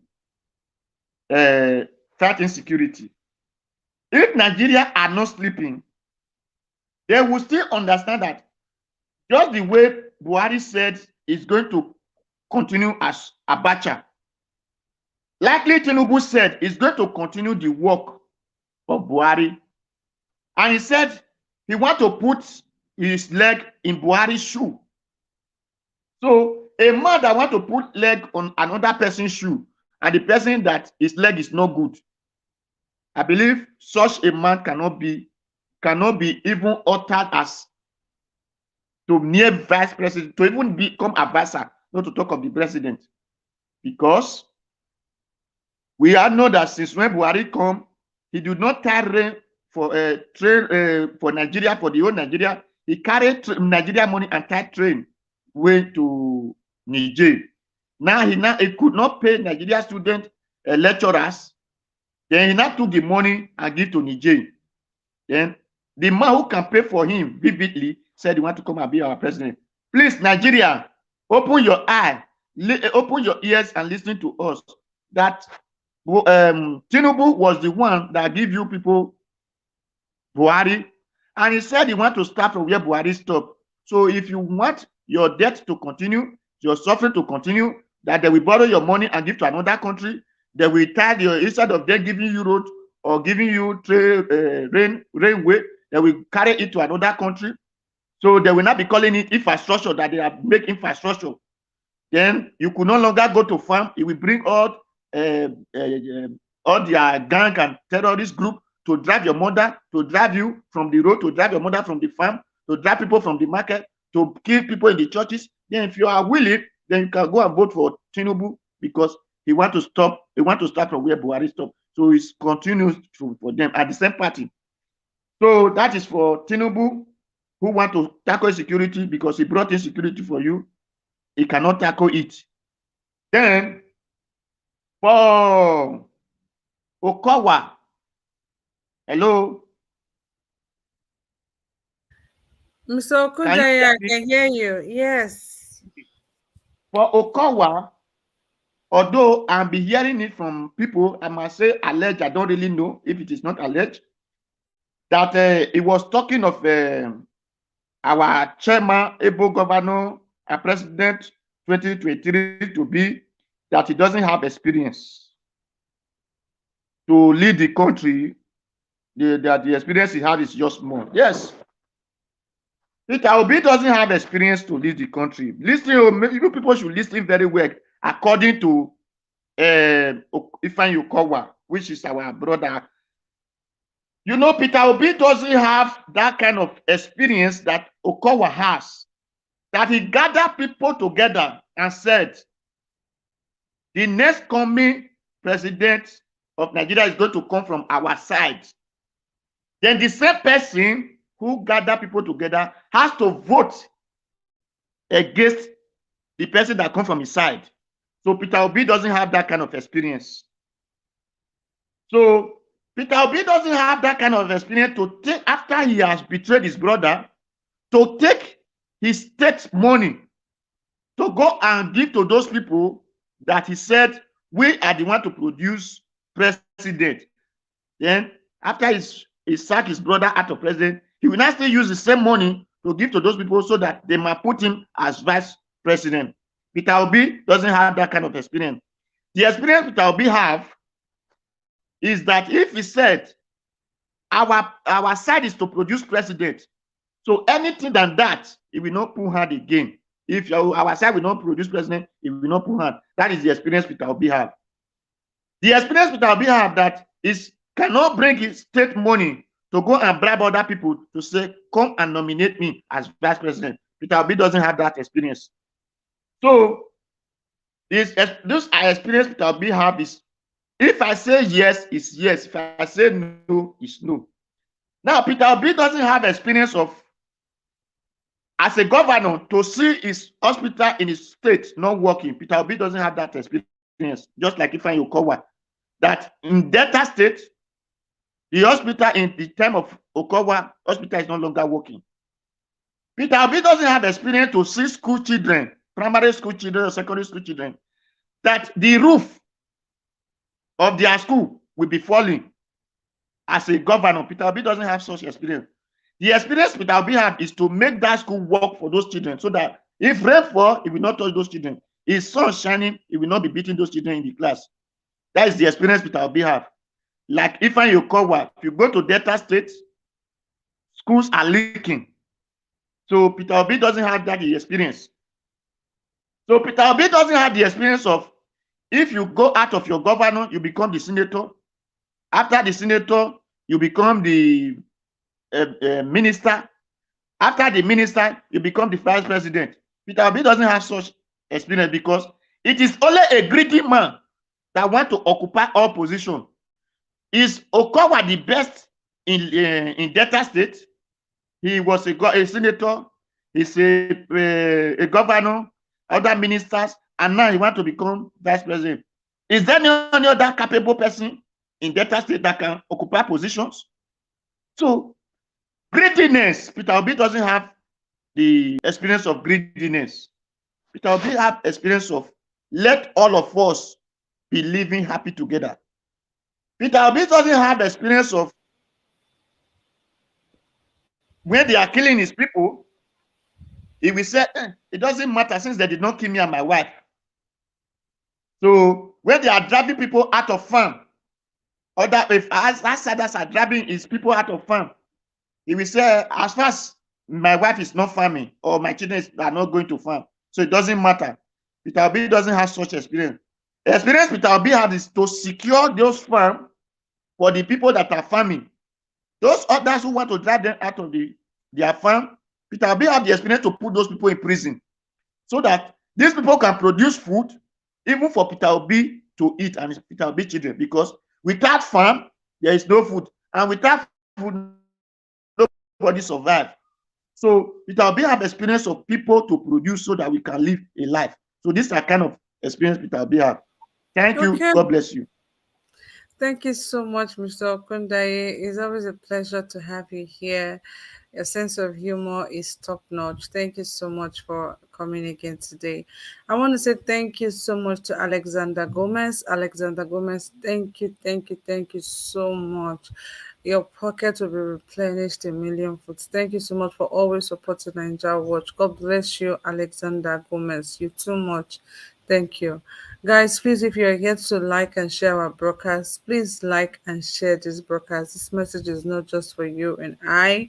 I'm not really happy as to what is happening, in the country, Nigeria. It's just so sad that, all these things keeps happening, it keeps going. How can people be so heartless? How do we have people who do not have a conscience? It's just heartbreaking, guys, with everything that is going on. I'm just not very happy with everything. I'm going to move next to the next person I have here, which is Jo. Jo is here again. Thank you so much, Jo, for being here with me. Please go ahead and make your contributions. Hi, good afternoon, everybody. And it's so good to be here again today. I've been listening to everybody, and I must commend everybody that has spoken before me. I think, first of all, I want to talk about the 1 point something billion, 1.4 billion that was used. I just listened to the comment from the minister when she was really acting like a puppet. I'm sorry if that's the best word I can use. And she sounded like, you all can think whatever you want to think, but I can't question my boss. So why are you there? So if they tell you to sell Nigeria, you will sell Nigeria because you cannot question your boss. And that brings me to what Peter Obi said. Peter Obi said, if I hire somebody to work for me and you cannot question me, anything I say, you say yes, I will fire you. So yes, give the money to Niger Republic, yes sir, and you sign. So like no one is being held accountable for these things. Like you can just do whatever. And talking about a country where ASU is on strike, it baffles me. People go into university for a 4-year course and we end up spending 7 years. You go in, you don't know the year you're coming out. And we are giving 1.4 billion to a neighboring country. A neighboring country that is well known to have infiltrated our country with so many bandits? If I don't know. So is this a thank you? Is this a thank you contribution to them for saying thank you for bringing in the worst of your people into our country? Or thank you for lending me these people when I needed them? Because I don't know why we have a log of wood in our eyes. We have not removed it. We are going to remove the little pin in someone else's eyes. A country where a bandit has scattered the whole country, that you are afraid. Okay, maybe tomorrow they're going to be in Kogi State. Maybe tomorrow they're going to go to Edo State. Then you are going to fight insecurity in another country. Like, I don't get. They say charity begins at home. Our home is not even safe. We are going to fight insecurity in another country. And the cars I saw the other day that I saw, I'm not sure if those were the real pictures of the cars. So I'm actually speaking on what I saw. So don't quote me. It was like SUVs. Who uses SUVs to fight insecurity? That's what I saw, like I said. So I don't know. Like the average cost of an SUV here should be at least $40,000-50,000 US. And so even if you multiply it, I don't know how we got up to 1.4 billion. I don't know. Maybe they gave the excess was in cash or something. I don't know. But what I saw that day in the vehicles were ordinary SUVs. And someone actually said we have a car company that assembles cars in Nigeria. If you really needed to contribute cars to them, why did you not buy from them? It actually seemed to me like someone is actually trying to gather retirement money. So when you leave, since Niger is maybe his maternal side, I think, or he's actually related to that area. So when he finishes his presidency and all of that, you retire back home. You have money to use. It seems to me like someone is siphoning money. It doesn't seem like a relief fund. But well, that's all being said. And the senators, well, I don't even know if we have senators or parliamentarians right now, because those guys are just, I don't know, this is the worst. Like, they are just there. Who gives a president 6 weeks to tackle insecurity when we don't even have 6 weeks? What happens tomorrow? What if they actually break into the country entirely before the end of the 6 weeks? So if someone that have not fixed insecurity for the past 7 years, I wonder what 6 weeks is going to do in the space of 6 weeks. So I don't know. It's just a whole lot. And talking about the people supporting Tinubu, that he's going to be the best of the best. I listened to Oshomale's interview yesterday with Arise TV, and they were asking him, do you think Tinubu is going to actually is there going to be continuity of the APC government? And Oshomale was not even proud to say that we're going to continue. He was saying, well, he was literally just beating around the bush. And if you're not proud to continue from where your predecessor stopped, so what are you going to do there? What do you have to offer? When you handpicked this man for us, I believe you had a say in the government. When he was resting and you went to his farm to go get him and said, oh, please come and rule Nigeria, I believe you were someone that he could have listened to. So, I picked you. This country is actually suffering right now. I think this is what you need to do regarding security. I think this is what you need to. He would have listened. Oh, perhaps he did not listen. All the things Buhari had, Tinubu had in his mind, Buhari was not listening to it. So Tinubu now is his turn to come and do those things that Buhari did not do. Like, I don't get it. Like, they were asking him, is the APC government just a government where Buhari was just leading by himself? You all did not have any input or something? Because you all seem to be saying, oh, Tinubu will come and fix Nigeria. So are you trying to say Buhari actually scattered the nation, or you're actually trying to say you're going to continue? He was just going all around. So I don't see why a right-thinking Nigerian at this point will be saying Tinubu is the answer. Like, I don't know why. but it is baffling. And talking about Okowa, you don't I don't expect any other thing from him than what he actually said, because he's campaigning as the vice president, presidential candidate under Atiku. I'm not expecting him to come and say, "Oh, Obi is the best." I'm not expecting him to come and say anything about Obi. If you're talking of experience, he doesn't even have anything. Like literally, I'm talking. You should actually. I was expecting to say, man, you shouldn't actually be saying anything, because your boss. You said something. Oh, he has been there before. What did he not do then that he wants to come and do now? So I don't get it. We are talking of experience. Oh, the experience Obi had in it was in 2000 and something. So it's not the same situation we have now that we had during the time when Obi was a governor. So your president or your principal, which is going to be the president, Atiku, or while you the vice, was a president, a vice president that time. So what experience does he have then that he will now want to now bring into the system now that is different from what he did before? So like he was just contradicting himself, talking about experience. So I don't expect anything better from him, and I don't think he's just saying what he was actually asked to say, and that just tells you that if he's elected tomorrow, he's gonna be a puppet for every other person to use. So it's gonna be a pawn. So it's not. There's nothing else for him to say. So I just want to, like I say, encourage any people out there that are listening and I have one or two input. Go out, talk to people, reach out to people, let them see the reason why we have to be deliberate about this change. We have to make it work. So we should not just go about, oh, I think Obi is leading right now in social media, like they say, and all of that. We need to build the structure on ground.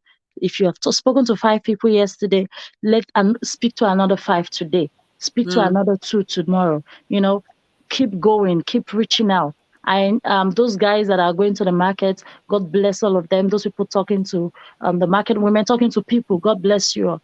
But as many people you can reach out to, talk to your parents, talk to your mom, talk to your dad, talk to your cousin, your neighbor's wife, the woman you buy something from at the streets, the kiosk woman, your customer that says pap, stuff like that. Reach out to them, make a communication with them, just keep talking, and I believe, give them reasons to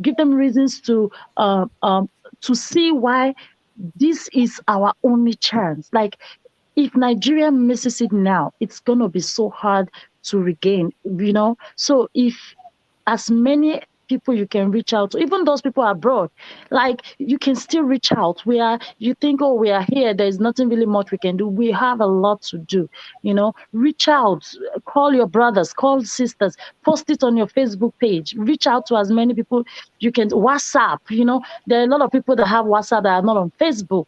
Reach out to them. There are many people that are not even online, that if you have any reason to speak to anybody back home, use that avenue to chip it in.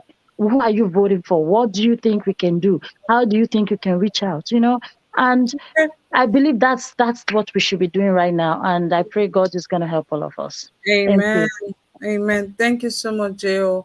I kind of concur to what you just said. We all have to be intentional about effecting this change.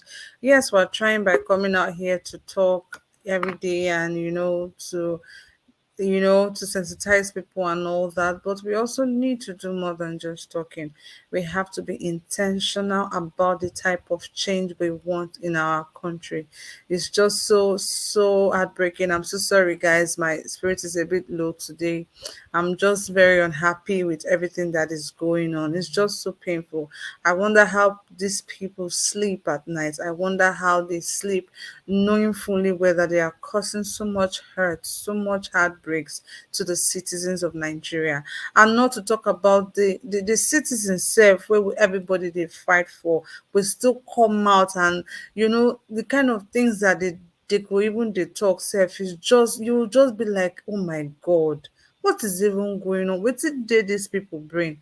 It's just unfortunate. It's just so painful that this whole thing is going on. I'm very sad about it. I wish there was something we can do at the snap of our fingers. I'm sure we would have done that. But let's not forget to keep doing what we know how to do best. Let's just keep contributing, our quota to this all change mantra that we've been clamoring for. Guys, do not forget to like and share this broadcast if you are yet to do so. Please like and share.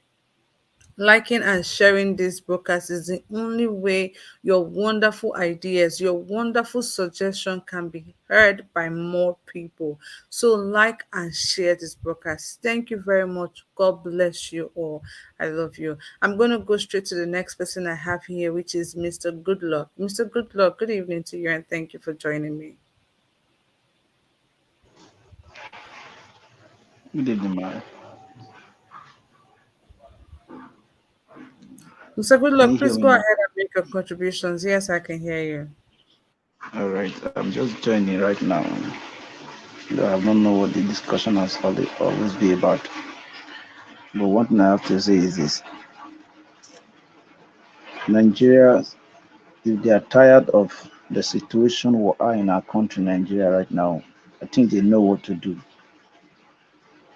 Because I just watched a clip online right now. Tinubu wife has not even become the first lady of Nigeria. He's fighting already in the National Assembly. Look at my father that called himself Oshomule, saying that he's not aware of what is going on in Nigeria, that what is the evidence if the Christians are being persecuted. Our leaders has failed us in every aspect. I'm begging the youth, wherever you are hearing our voice right now, please. We don't have to miss this opportunity. We don't have to just miss this opportunity. Please let me quickly talk about what is it called now? This one wiki, something like that. I'm sorry, please, everyone, if I'm taking us away from this very topic. I'm sorry. What is going on right now in River State? If we were to be North, South, and Man, the answers they will gather themselves together to bring their brother into the power. This same thing happened year 2015 before Buhari came in, when Atiku were campaigning for Buhari. What is Wiki waiting for? Can't him campaign for his own brother that will take this power back from those people if you really love Nigeria? Because I'm seeing Wiki now as a man who is fighting for himself, not for Nigeria. Thank you so very much, man, because I'm not this type that talk much. God bless all. God bless Nigeria. Yes, God bless you, sir, for that.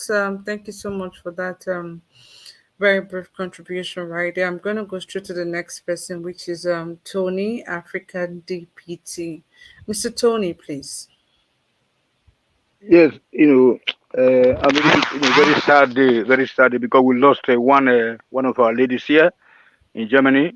She was from No, Anambra or Imo State, and then she was having three kids, 5, 3, and 8. Very bad. That's why that whenever I contribute here, I'm like a kind of very very hard. So it is a pity. Should I speak to the Niger the Niger country's donation, or where do you want it to start from?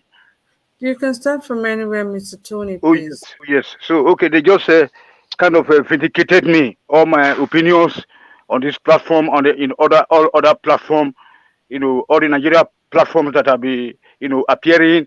I'll be talking about all these issues that like the country called Nigeria has been damaged, totally damaged beyond repair. Nothing we can do again. It's like a bottle, you know, that is that has fallen down. So only to be recycled later.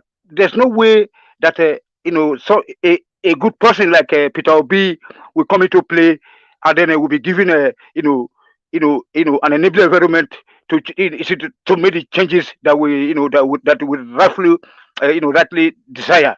So there is no way because first it was this woman called Sadiq Farouk, the so-called Minister for Humanitarian Affairs, So 2 years ago, during the coronavirus something, she just stole $2 billion.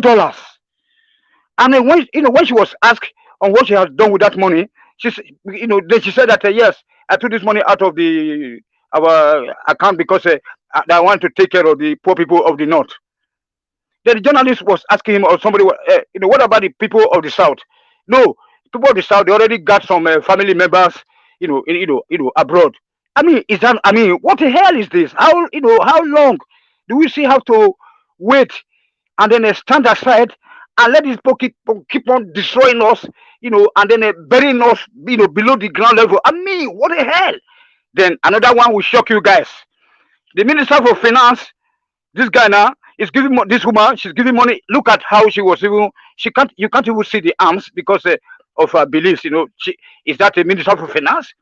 When ministers of finance, when they speak, they move market, they move stock exchanges around the world. But just look at Nigerian Minister, of Finance. Sorry, I'm using German sometimes. Of Finance. Is that not? I mean, is that not crazy? Like two shameful to say that. Okay, my own country's Minister of Finance is that. Sorry, of Finance is that. It's too crazy. Let these people be at home. Let them worship their God, and then whatever. But not to come and say occupy position that will be take care of all of us. So then another one again is the former Director General or the suspended Director General of the NPA. Also another Hausa woman, Northern woman. This Northern woman, he openly said also that okay, I'm banning items from being put into the be placed into the cars that are being sent from abroad, buses, trucks, etc. That after all that they don't have northerners that are living abroad, and then we are so when people always say that leaders, I beg all of you here, please, henceforth, stop calling those criminals leaders. Call them simply rulers. They are nothing but rulers, just rulers. Because rulers, even they are not dictators, because dictators love their countries. Let's say if we look back, you see dictators, they love their country. Even Hitler did not marry. He said that he married Germany. Napoleon, they developed their country. Dictators, Stalin, they love their people. Even Italian mafias, they love their people. But only in Nigeria or Africa that these rulers, they don't give a damn about the common man and woman and child on the street. I mean, what the hell? The country is not working. There is no road. Then the president house, has been attacked by prison, be broken into, and then all the criminals, the hardest criminals are being freed. I mean, what the hell? What are we waiting for? The military, they just retired many Southerners, last 2 weeks. I saw it on a Niger platform, Niger work platform, where they said, we saw the news there. So many Southerners have been retired. They are bringing that people in through this railway project, and then to come and occupy our bushes and killing our people, preventing our people from going to the farm. What the hell? They agree the food items, and then dictated the prices at which they should be sold to us. Our people I mean, this is a hell. So my solution is that we should peacefully negotiate, like non-negotiation. Let us break the country peacefully without a war. All the people living in the north, they should return back to the south. People living in the south, they go back to their north without fighting. And then we shall be able to think on how to work together as fellow African neighbors. Okay. Yes. And then, so regarding the refinery that they built in Niger. Okay, they built a refinery in Niger. We don't have a single one in Nigeria. And then they also bring one Northerner, use our money, the money that are big, drilled from our oil from the south and gas. They used to go and give it to one man they call Dangote, and then they say, "Come on, build a refinery in the south." And then we should be waiting for that refinery to be activated before we can get petroleum products in Nigeria, even at a foreign price. What the hell is going on with us? We can set up refineries within 3 months. if need be, if we are allowed to go our separate way. I have ceased to support Tinubu at henceforth, because if Oshomole is in his in his camp, I've ceased my support for Tinubu, because I thought that when he comes in, he was coming to help us to create a state police, etc., etc. But so long this Hausa man Adamu Aliu is now his campaign manager, whatever, I've ceased my support. I withdraw my support henceforth. So long Oshomole is involved, this AKA Oshomole Adamu Aliu. So then we have to stop the election, because that's what I want us to. We can see if we can go to use this energy we are using to promote obedient, because you guys have tried enough. You have done a great job, because many people don't begin to key into your idea right now. There are people, many people, no, even people that were in the opposition before, they are keen into it. You know what I'm saying? But at the end of the day, nothing will work as Nigeria is currently structured. As Nigeria is currently structured, not the political parties, or not to do political parties, because those the powers that be, will never let anything work out in Nigeria unless they have to get everything, they have to control everything. I rest my case. Thank you very much, everybody. Thank you very much, Mr. Tony. Forgot about Mr. John. Mr. John, you were going to ask a question. I'm so sorry, I Okay. forgot Yeah, about let it. them ask me. Oh No, no, no, no, no, no, Mr. Tony. Mr. John, Uh-huh. please. no, no problem at all. I wanted to know how many. I got a little bit of an answer, but I wanted to know first how many IDPs, internally displaced people, are there in Nigeria. And when I looked it up, the UN accounts for about 2.9 million in the northeast.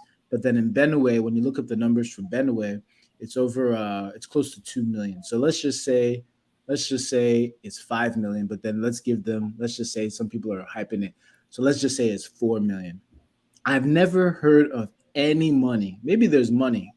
Someone else said that there's money going there, but I've never heard of any money going towards the 4 to 5 million internally displaced people in Nigeria. And so that additional 1 billion naira, like when you really break it down, like 1 billion naira, even if you use their exchange rate, because we're not paying your exchange rate, we're not paying 400 or whatever, how many ever naira you think it is, we're paying like we're getting naira at a much better rate. But even if you use their exchange rate puts it at like $2.3 million. So I know you're thinking in billions of naira, but it's like only $2.3 million. And how many like trucks? Let's say you want to get some trucks for this security stuff that you're doing. Let's say each truck is like 16,000 US.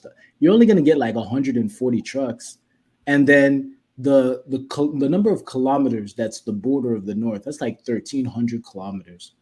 So are you really telling me that they gave them $2.3 million, or how many ever billionaires that translates into, to buy like 150 trucks?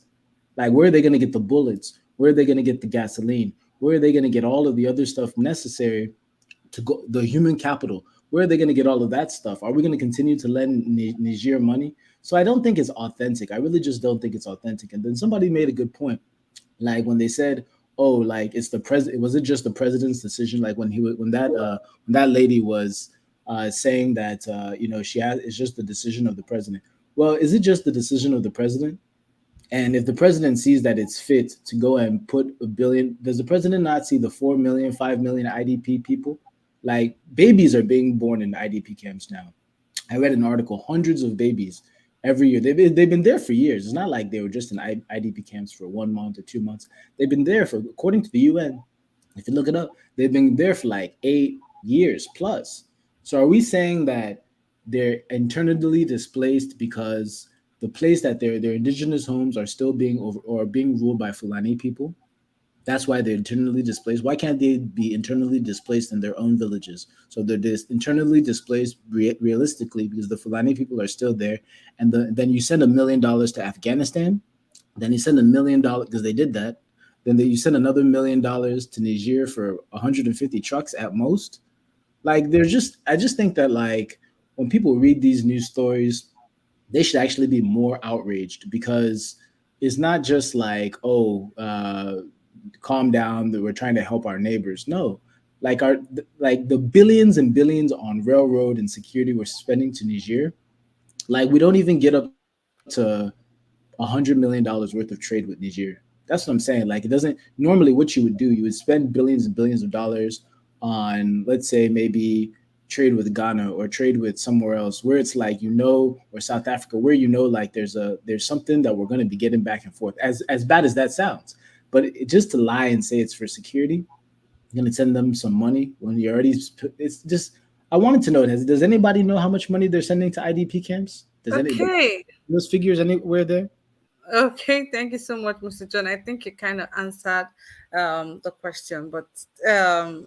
CM, I'm going to come to you so you can answer that question. But then we still have two people. Okay, we have just one person who is yet to contribute. So let me just allow that person contribute. Then Mr. CM, you can answer Mr. John when we're going for the second round. I have here Mr. Ebosan. I hope I got that correctly. Good evening to you, sir. Ebosan.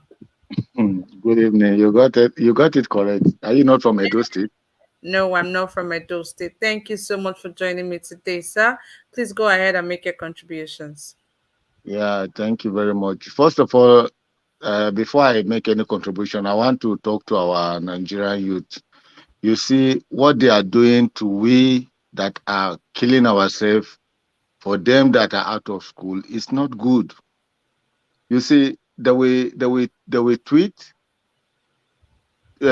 chat from morning till afternoon. In the night, they are on Big Brother Nigeria. They didn't care about what is happening again.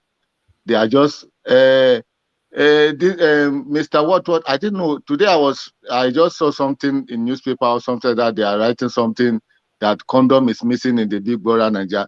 This is what they are learning. Why are they doing this to Nigerians? Because this youth, they are not ready. They are not ready. Forget about what we are saying now. Change youth. We wake up. After 2 o'clock, 3 o'clock in the evening, they are just eager for Big Brother Nigeria to start.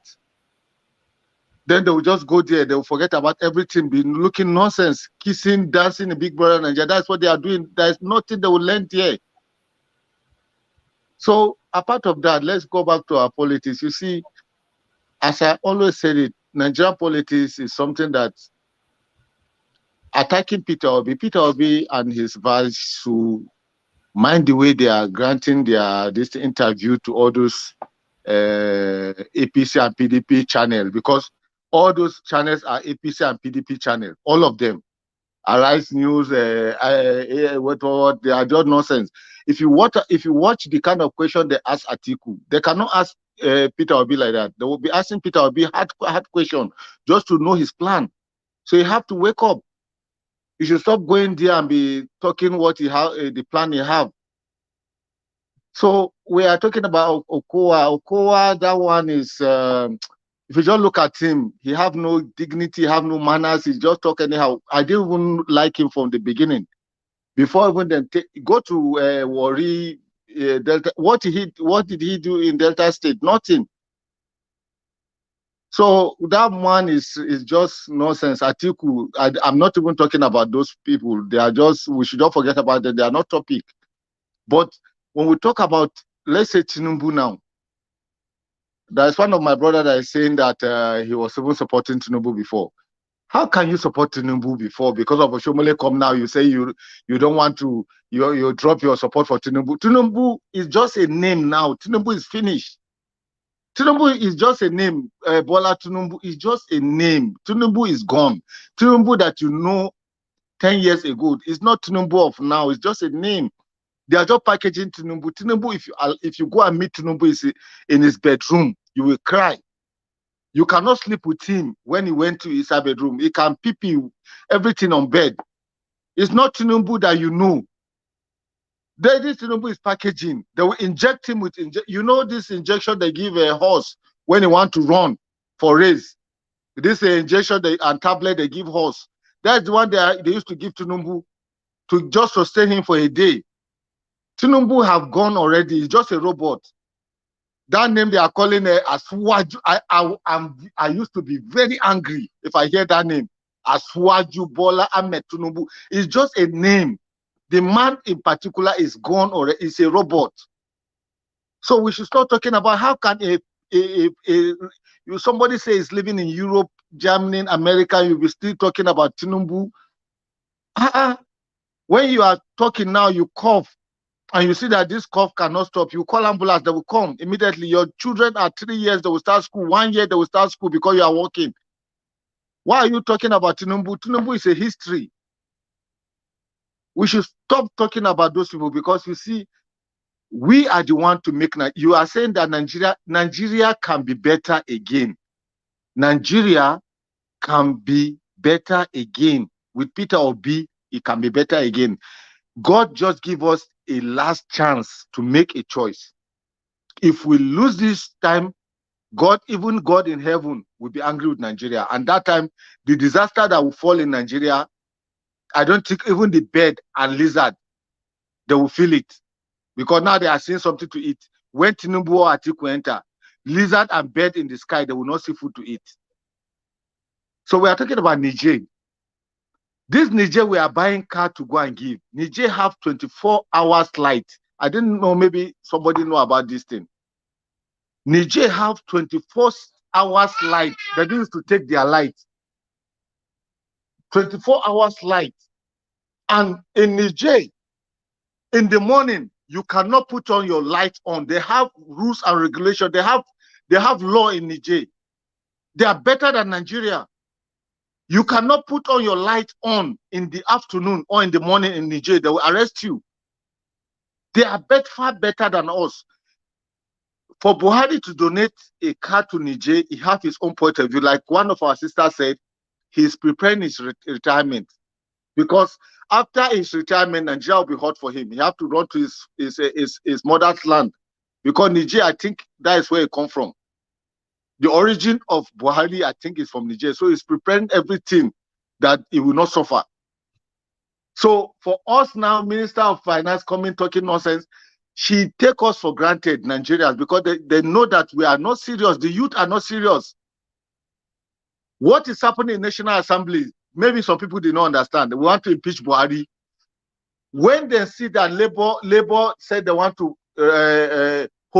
to stage protests, those old men, they are just laughing. Let me tell you what plays there. They are just laughing. They did it in Lagos, they did not say anything. Did it in Benin, everywhere in Nigeria, they did not say anything.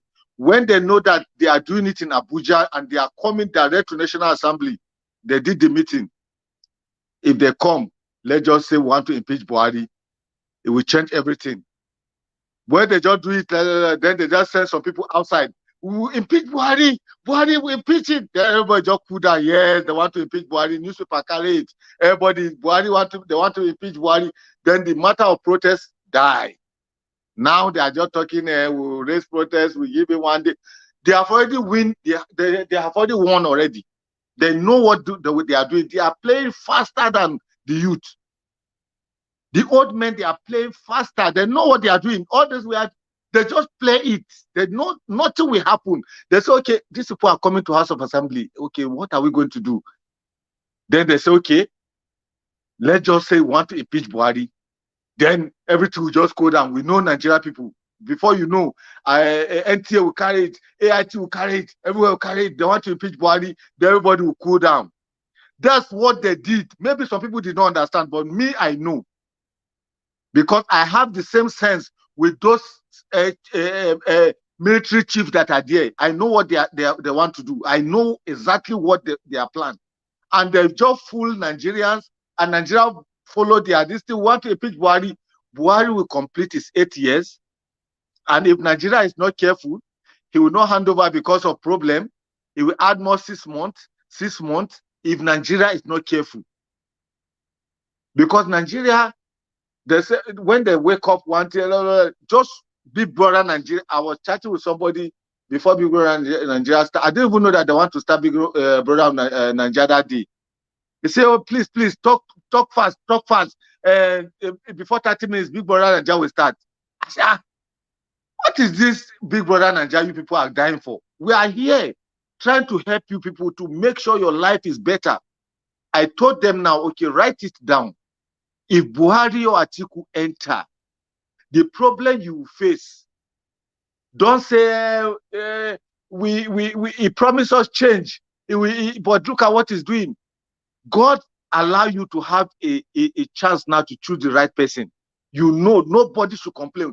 And when Nigerians vote Buhari or Atiku, thank God Nigeria Watch is here. We are coming back when Nigeria people start to complain. And we'll talk about this word now because we know it's going to happen. If they vote, because Nigeria today, some people are foolish. Sorry to say this. Some people, they are just like you are in Lagos now. You are calling somebody that that already reached Ondo State. You know the person will not hear you because he's far already. That's how some of Nigeria brain is. No matter how you call them to talk to them, their brain is far. They cannot hear you. They are far. They are like from Lagos to Ibadan. They cannot hear you. So no matter how you preach, some people are still, their mind is still Aswaju, Aswaju, Aswaju. This Aswaju is a robot. Tell Aswaju to trek from Oshodi to what do they call this place? Ladipo. With leg, it will fall. It will fall. Look, we are this my brother that just spoke. I'm in Germany too. When they are conducting German election, this last election, do you know? We just had it that they want to conduct election, and already German people know who they want to vote. They say this person is the one that want to enter, and daybreak we just hear that election is finished, it's over. Nothing like PVC. Baby, you are a citizen. You have your passport. You are a citizen. You have the right to vote. What is PVC and the nonsense? But when they want to do this BVN, that's what I'm telling what they call Kingsley Magalu. This BVN that Kingsley Magalu created that is causing some problem for us that are in abroad. That guy, you know, go better for when they CBN this thing. They will just be bringing BVN. This thing. But when it comes to vote, they'll be telling us, why can't you say anybody that have BVN and NIN and this thing, you can vote? You are a citizen, you have a Nigerian passport, you can vote. We wake up and German election is over. No noise, nothing. And the person that they say they want to vote, they vote the person. No noise, no talking, nothing.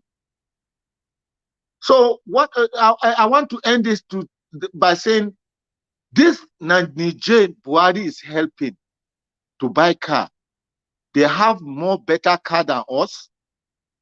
If you enter Niger today, they are police. Ask anybody that have been to Niger. Their police is not on top of the road. It will just sit down. When you pass, it will blow whistle. If they burn you well, don't stop. Their police will just blow whistle. The rope is on they'll pull rope, they'll just blow whistle. Stop. When you didn't stop, just go front and see what will happen. They have better security than us. If they have helicopter, their police have helicopter. They are patrolling up and down. They are more better than us. They have 24 hours light. Why are we wasting the money? Why ASU are on strike? People are hungry. Before, if I send like 200 euro, people will be saying thank you. But now if you sell 500 euro, they'll say, now pure water I want buy, what I want buy with this one what you saying.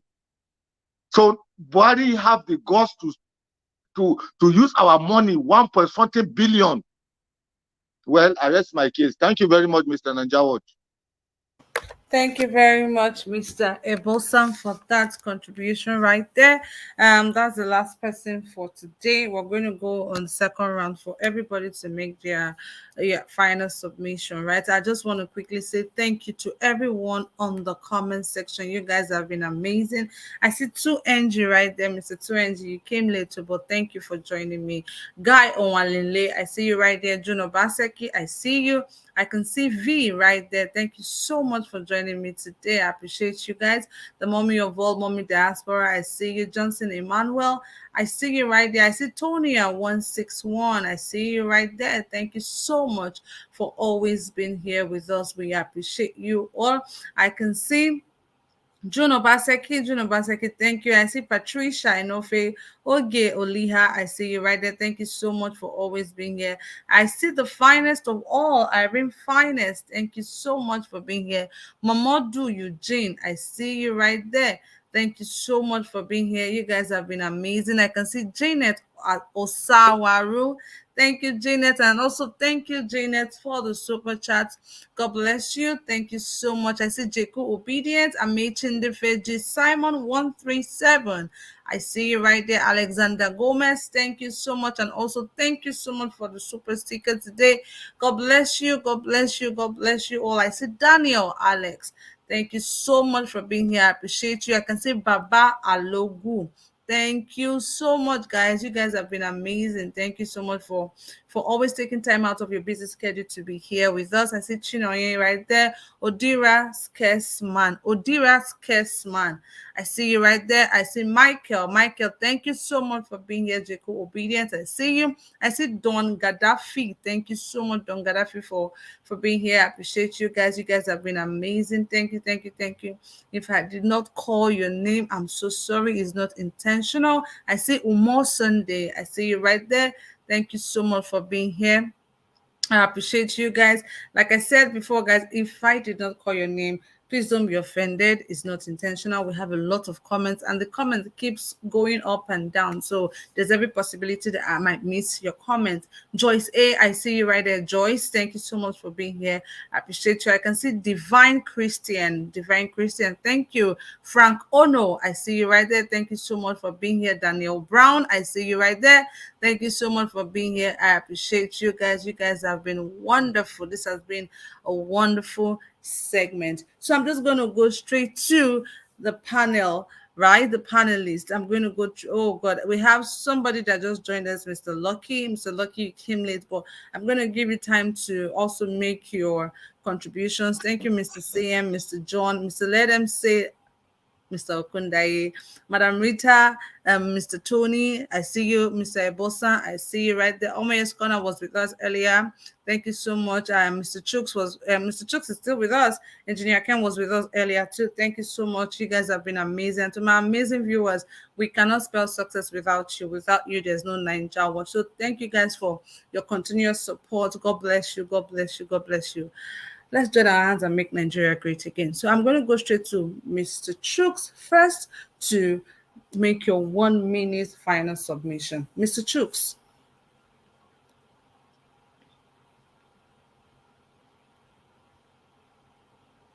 Okay, I guess Mr. Chooks is not ready for us. I'm going to go straight to Mr. CM so you can answer Mr. John's question. Mr. CM, please. Thank you for inviting me once again. Okay, I guess okay. I'm ready for you. Mr. CM, so you can answer Mr. John's question. Mr. CM, please. Thank you. Okay, Mr. Chooks, go ahead.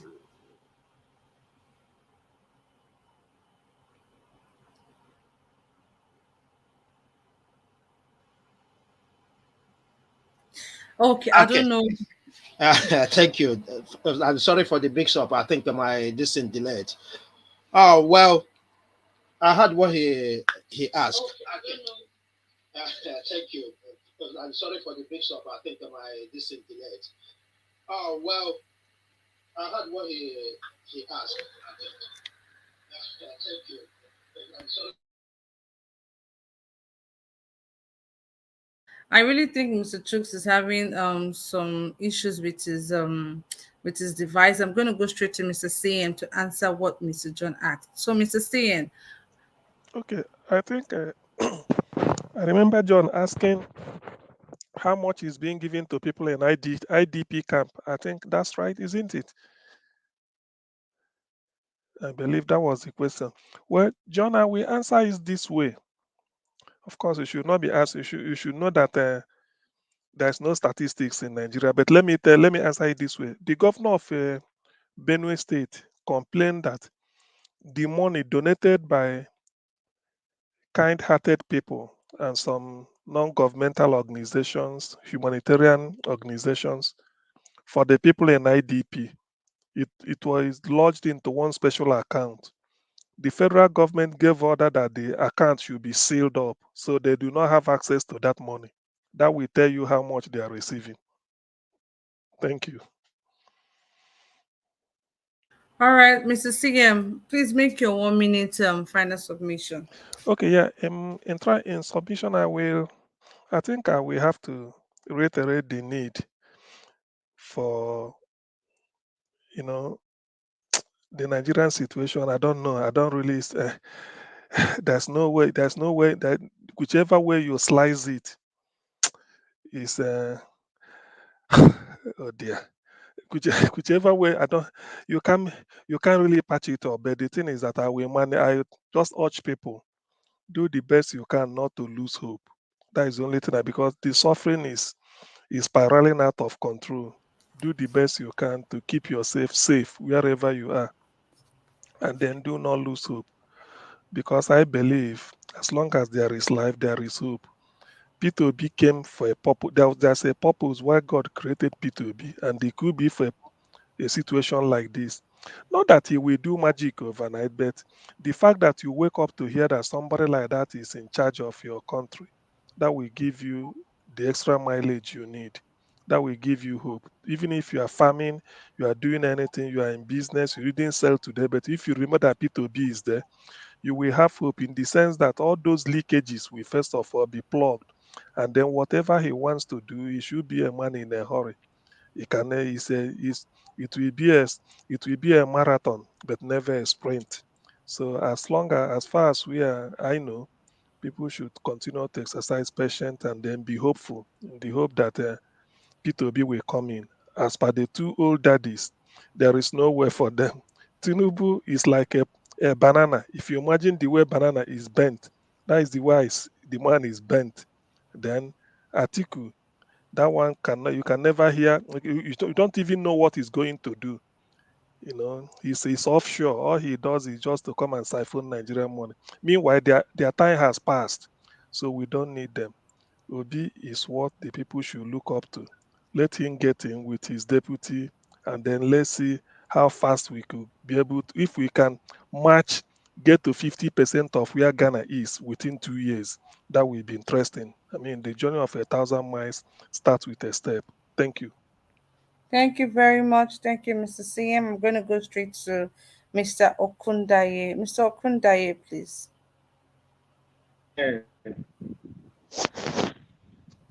Anyway, what I expect Nigerians by now, they have to free the streets. They have to force Buhari to resign, and Buhari has to be arrested to make sure that money he return it back to Nigeria. Because Nigeria, he cannot borrow money, put Nigeria into debt, and giving Nigeria money to another country, whereby Nigeria students are not going to school because Buhari and his team refuse to pay lecturers.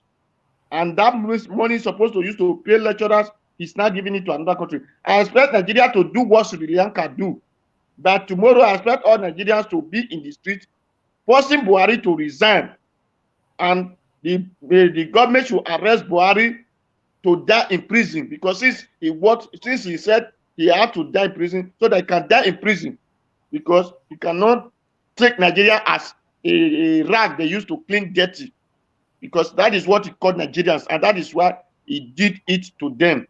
So because if they are not rag to clean dirty, then they will take necessary action. But if they are rag they used to clean dirty, so they will clap over it and call another person that is coming to come and suffer the pain that Buhari has caused. Thank you, Nigerians. Vote Peter Obi for President 2023. God bless you all. Good night. God bless you too, Mr. Okundaye. Thank you so much for that. I'm going to go straight to Madam Rita.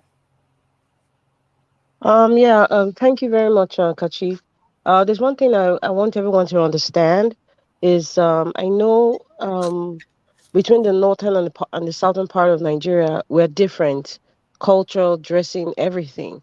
But in order to, if we are clamoring for separation, I think that's kind of like taking our eyes off the ball of Peter the Rock being the president. That aspect of separating Nigeria or dividing Nigeria, I support it, but I think that should not be our focus now. I mean, that shouldn't be what we should be clamoring for right now. What we should focus now on is synthesizing the people, making them understand why they have to vote for Peter Obi, giving people the information of the reality of where Nigeria is right now. Because when you have a good leader, things will change. Things will take its natural course. That's what I believe, personally, and so that's why, I think we should channel our energy to bring in Peter the Rock Obi to Aso Rock Villa, and then we can now start discussing about the referendum. We start discussing about the um, what was elected, what's it called? CM could help me. What they did in 2014. The confab, yeah, we can talk about the confab report, and even the Biafra agitation. What Sunday Igboho is talking about, But you need a leader that can lead, and then everybody sits down on the table and really discuss what we really want, either to separate Nigeria, or if we need to come together, then we have to go for a referendum or bring out what the confab report of 2014 said. So that's what we should channel our energy. That's what I think, and not just keep talking about Nigeria separation. We're different. Yeah, we know we're different, but the ball right now is Peter the Rock Obi being at Aso Rock Villa to lead Nigeria. At least, we're not saying 100%. It's going to take over 20 years for Nigeria, even the mindset of the people to even change. It's going to take a lot. So we should channel our energy to that. And then finally, I just want to say that we should keep speaking. I know everybody at some point you will feel sad, or you feel kind of like down because of what you hear every day in the news. You're not fired up anymore. Please keep the fire burning. Please keep speaking positively. Please keep speaking. I know Nigeria Watch is doing his work every day, coming out every day. It's not really easy. Keep speaking. Don't give up. Keep speaking.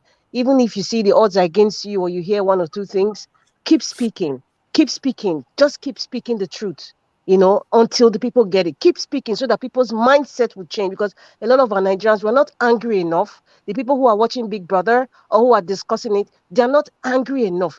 They're not hungry enough to change Nigeria. So that's why if you keep speaking, then they become angrier. Then they become hungry enough to change the status quo. Thank you. Have Thank a you good very evening, everyone. Thank you very much, Madam Rita. Thank you, thank you. Yeah, I mean, I think you said it all. With everything going on, one would just be down for it's just heartbreaking, man. I'm just going to go straight to the next person I have here, Mr. Tony. Mr. Tony, please. Yes, sir. Thank you very much, madam. That is it's heartbreaking, really. It's too painful. So, with due respect, we haven't got that 20 years to wait at all. So, and then we shouldn't be blaming our youth, people that are born, that have nothing in place for them, people that can't go to school, that their mother have to struggle, go to the farms or whatever to pay their school fees, and then we are saying that they should go to the street to confront these criminals. That's not going to be possible.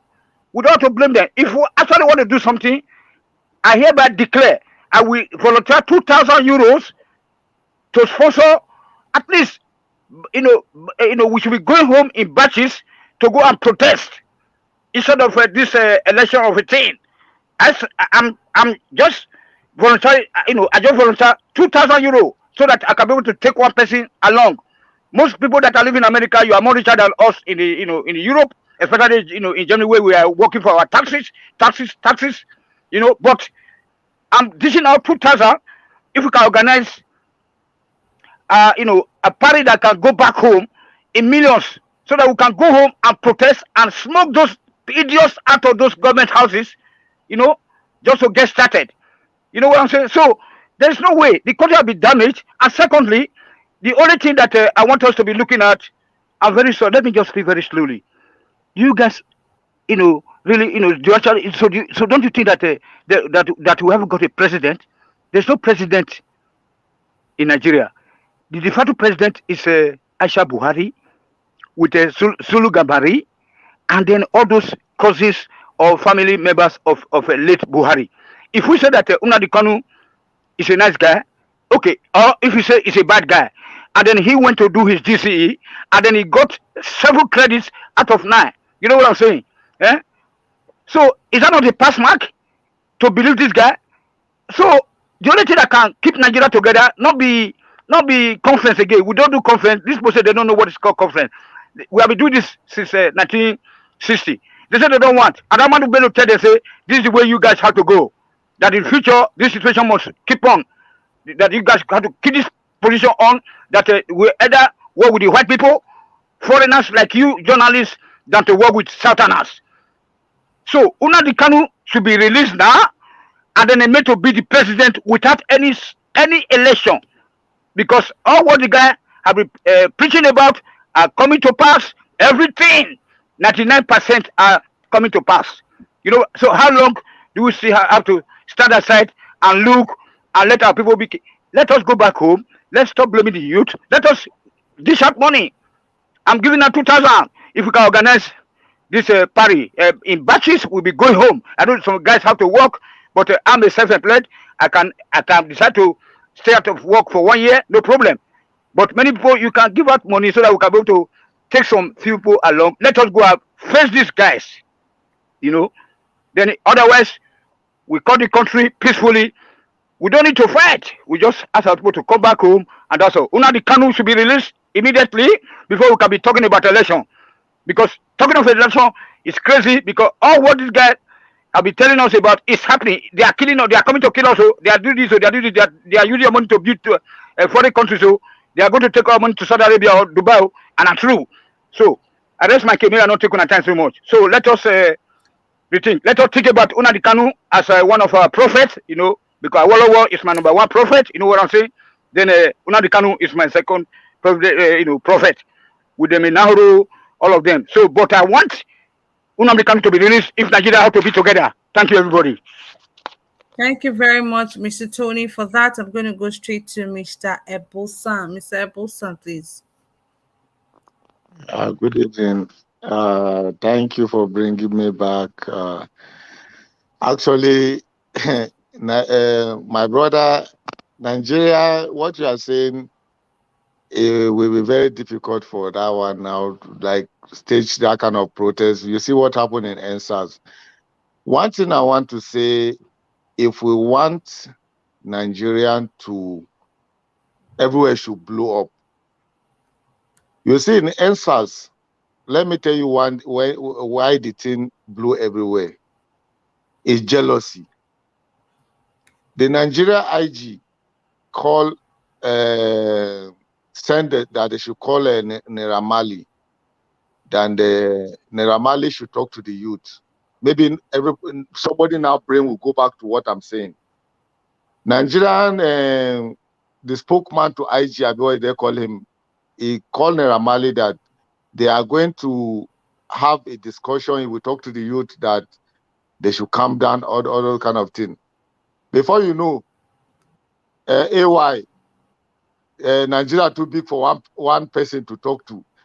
P Square, Nigeria too big for one person to talk to. Mr. Macaroni, Nigeria too big for one person. So all of them come out. They don't want to listen to Naira Marley. Naira Marley cannot talk to anybody. So before you know, everywhere blew.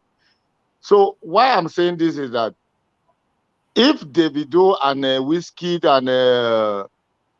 and let's say one artist more want to do rally in Lagos, one stadium there, let Buhari and the whole 36 state governor stage rally in one venue. You will see that place that the Wizkid and Davido are, that's the place that we feed up. Even they are paying money, they will go there. So why can't these people now, free of charge, just come out and do these things for this Nigeria? They said Nigeria are the one that make them become, that make them blow, that make them get this money. The youth are the one that help them. For once, the youth are crying. They need change. If these Nigeria artists have this jealousy and they want change, we are begging a lot of the artists, Mr. Bossa, a lot of the artists were present on the protest ground of the NSAS. No. If you listen to what, if maybe you people are not getting it, when they want to attack that Lekki, AY is the last person that spoke. He got that information and left that place immediately. Why is it DJ Switch? She's the only one that was left there? Where is AY when they attacked that place? When already the soldier have already round the place? Where is Mr. Macaroni? Where is AY? So they just left the artists that have no big name in that place, and the small people that nobody know. They have the information. Government cannot harm those kind of people. I know what I'm saying. They have information. So what I'm just saying, let's just leave that one now.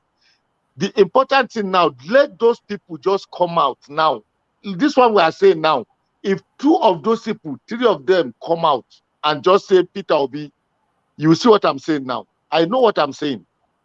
He let Davido, all Whiskey, all Burna Boy, somebody like that just come out, and the way they did in SARS, come out and host this thing in Lagos, from Lagos to Port Harcourt, from Port Harcourt. Just do it.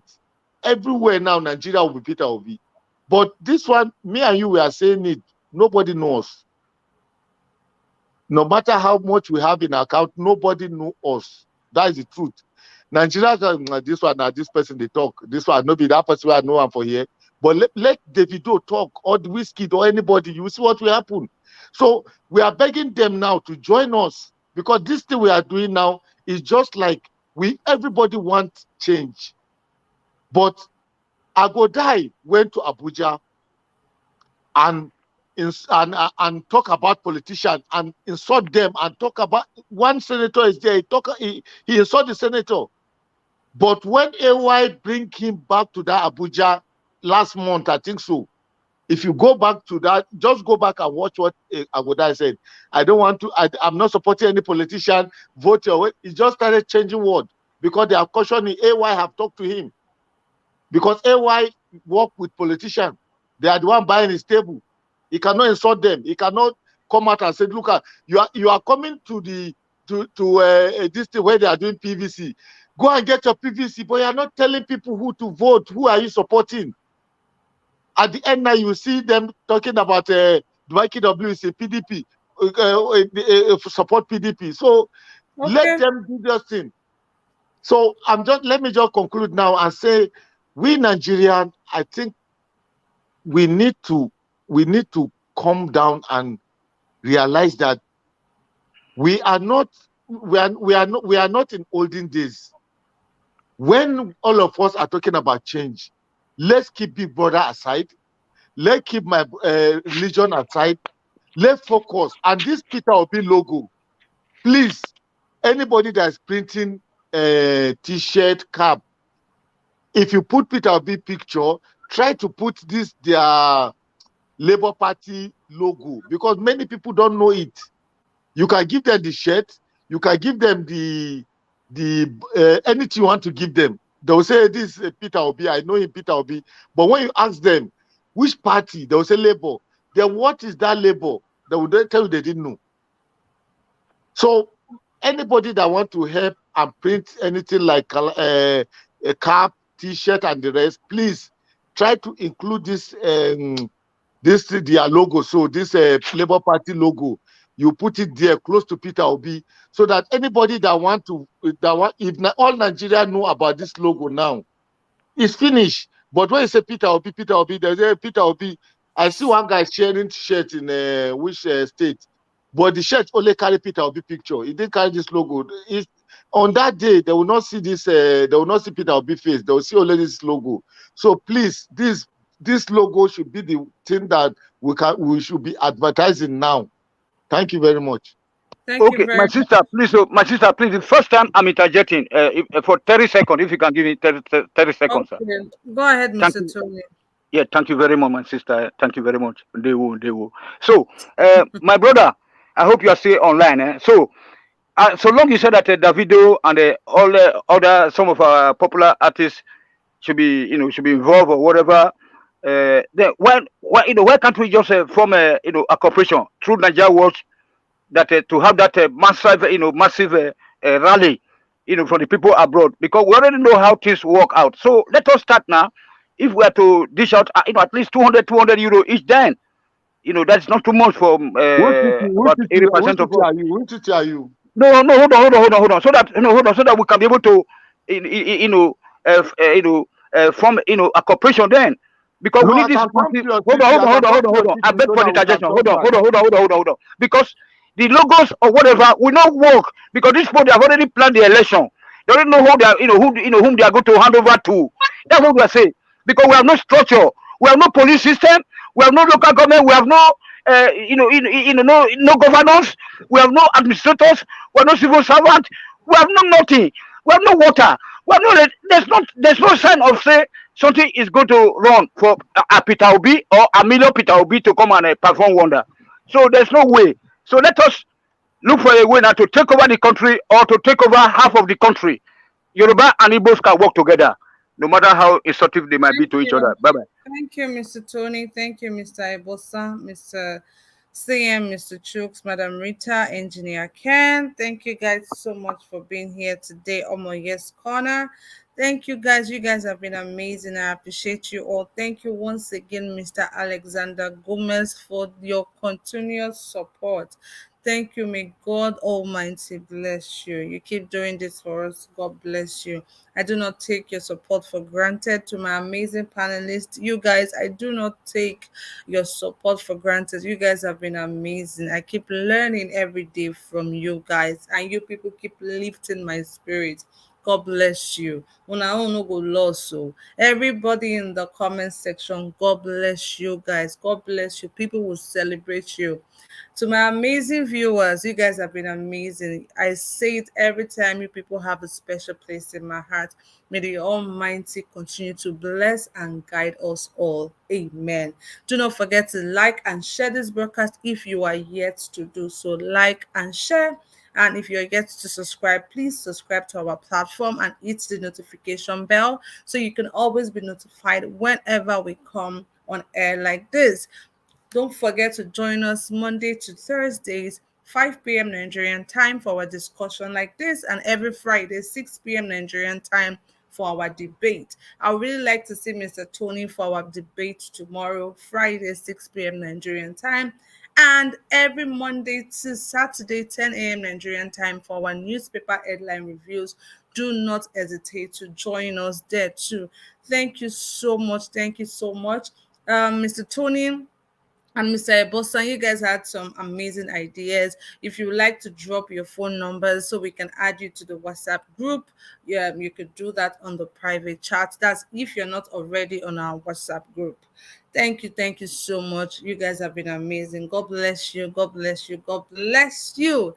Thank you. God bless you and God bless the Federal Republic of Nigeria. Guy Onwalele, I see you. Guy Onwalele, thank you so much for your continuous support. I appreciate you. Thank you, thank you. Oh, I can see Mr. Tony on the comment section. Thank you, guys. God bless you and God bless the Federal Republic of Nigeria. I remain your girl, Kachi. This is me saying bye bye until I come your way next time. Bye bye. Ciao. See ya.